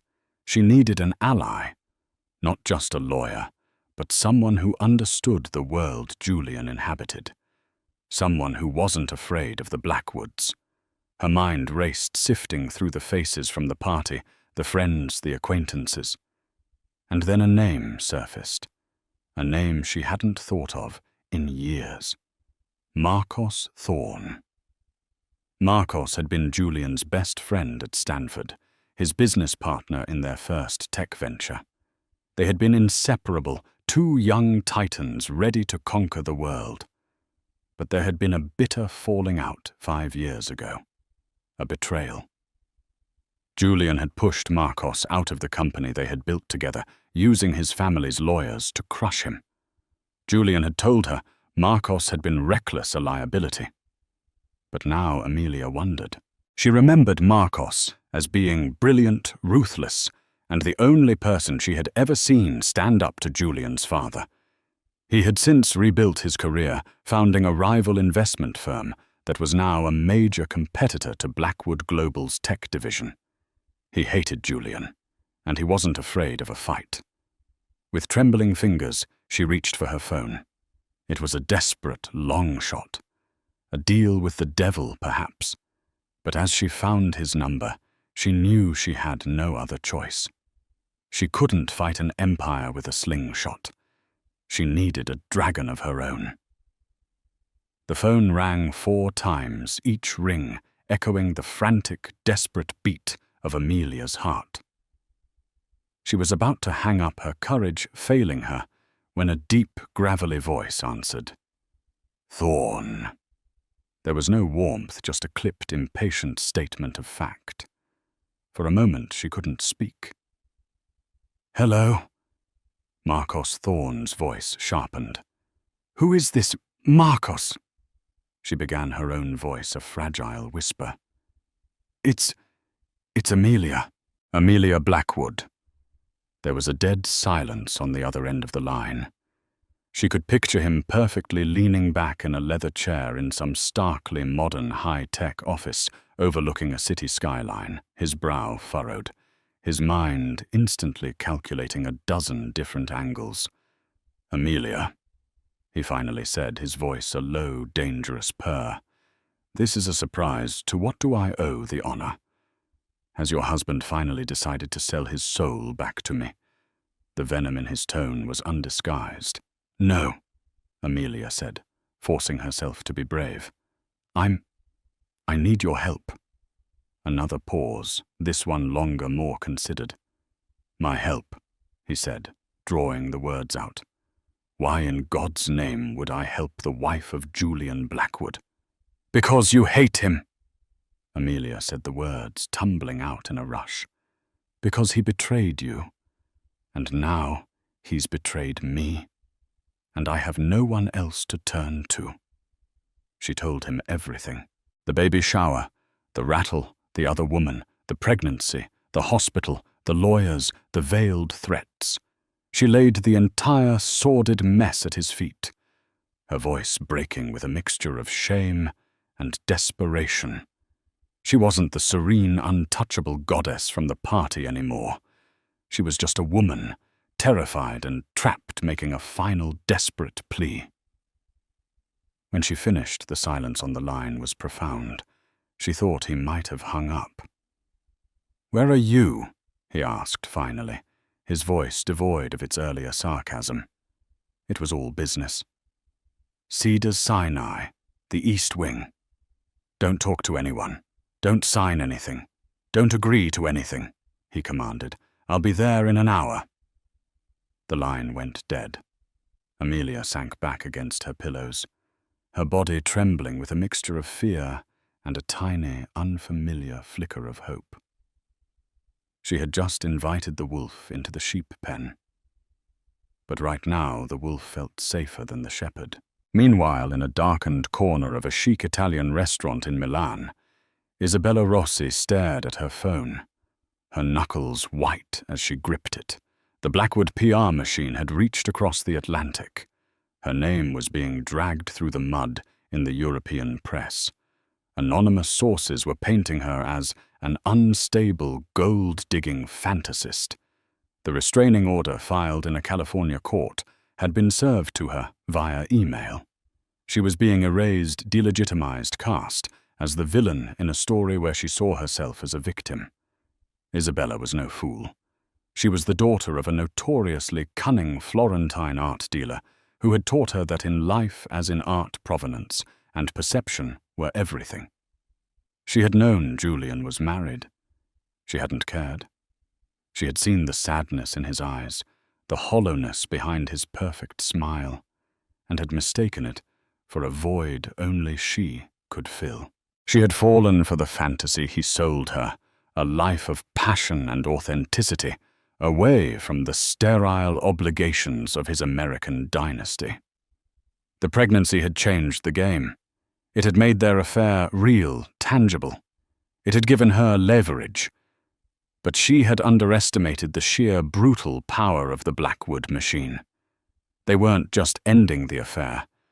They were trying to annihilate her very credibility.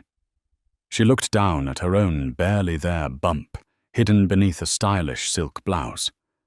This was not just her child. This was a Blackwood child. It had a claim, a birthright. She would not be silenced or bought off with a quiet settlement.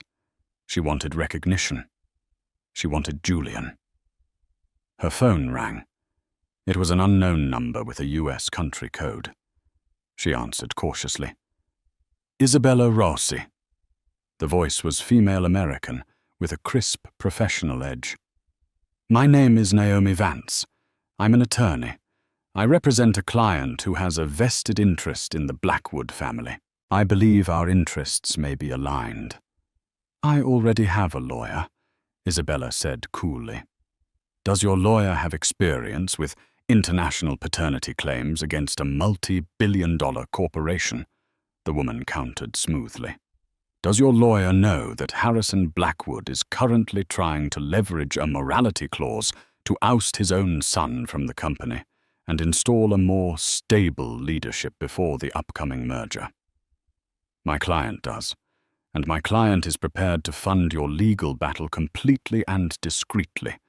All we ask for in return is information.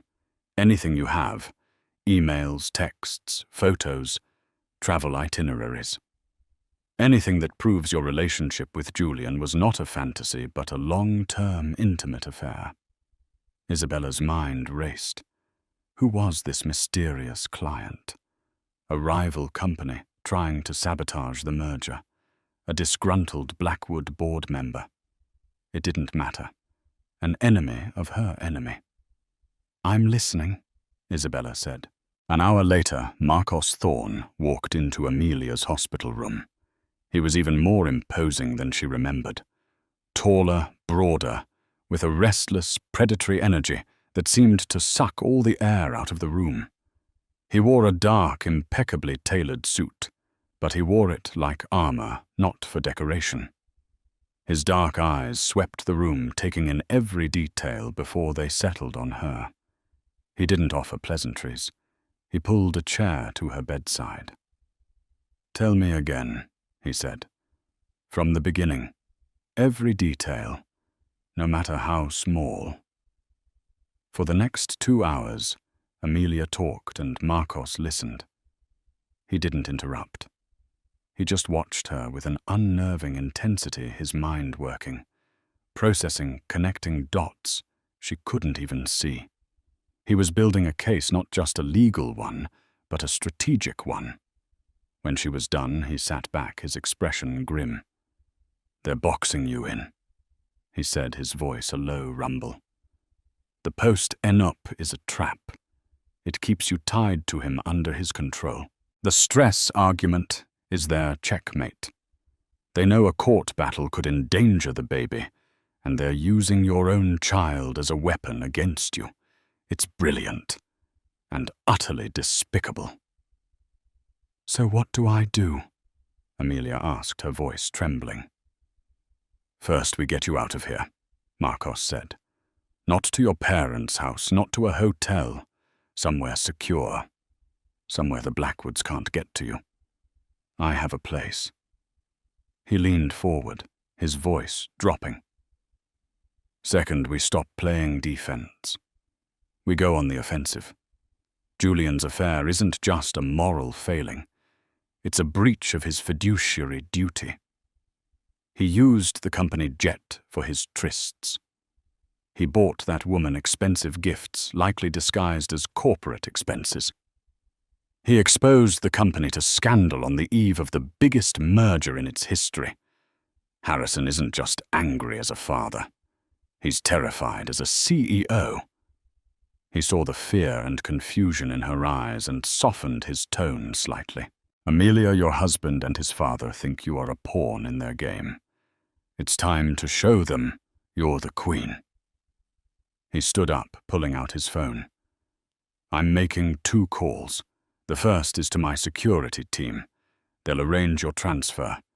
The second is to my lawyer. She's going to love this." Amelia watched him, a strange sense of calm settling over her for the first time in days. Marcos Thorne was a dangerous man, but his danger was now aimed away from her, pointed directly at the heart of the Blackwood Empire. The war had a new general, and the board was about to be reset. The following weeks were a high-stakes chess match, whisked away to a secure Malibu beachfront property by Marcos Thorne. Amelia began to heal under the watch of a private medical team. While she found her strength, Marcos's lawyer, Naomi Vance, went on the offensive. She filed a countersuit for corporate malfeasance, using flight logs and credit card statements to prove Julian had used company assets for his affair. The slow leak of this information to the press began to poison the Blackwood global merger. Julian, barred from seeing Amelia and hounded by his father, quickly unraveled. Harrison Blackwood fought desperately to control the damage, even offering Amelia a staggering settlement which she refused. It wasn't about money. It was about principle.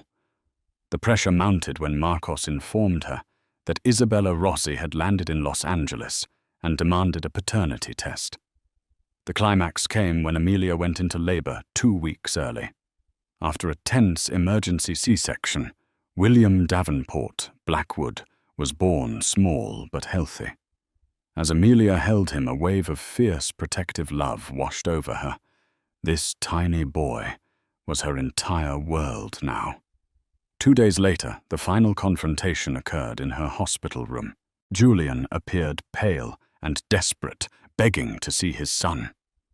Before Amelia could respond, Isabella Rossi entered behind him, flanked by Naomi Vance. "Our son, you mean?"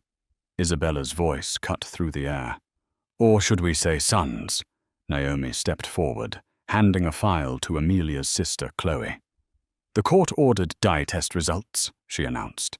"They confirm with 99.9% certainty that Julian Blackwood is the father of Ms. Rossi's unborn child." The final proof was undeniable. Julian stared from the papers to Amelia, who held their son with a face of cold indifference. "Amelia, I can fix this," he stammered. Amelia looked at the weak, broken man before her and felt only pity. "There is no we, Julian," she said, her voice quiet but firm. "There is only me and my son, William Davenport. He'll be taking my name." She delivered the final blow. "You should go. Your father is waiting. I believe the board has convened to vote on your future and the merger. His family, his company, his legacy. All gone."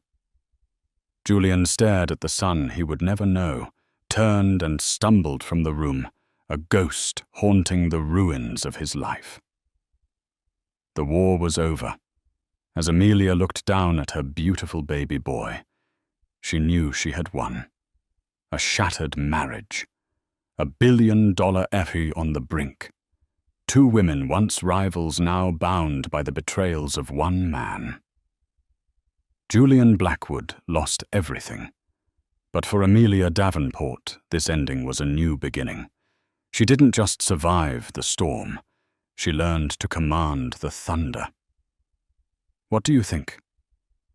Was this justice, or just the beginning of a new war for the Blackwood heirs? Let us know your thoughts in the comments below. If you were hooked by this story of love, lies, and high-stakes revenge, make sure to hit that like button, share this video with a friend who loves drama, and subscribe to our channel for more tales that prove the truth is always more shocking than fiction.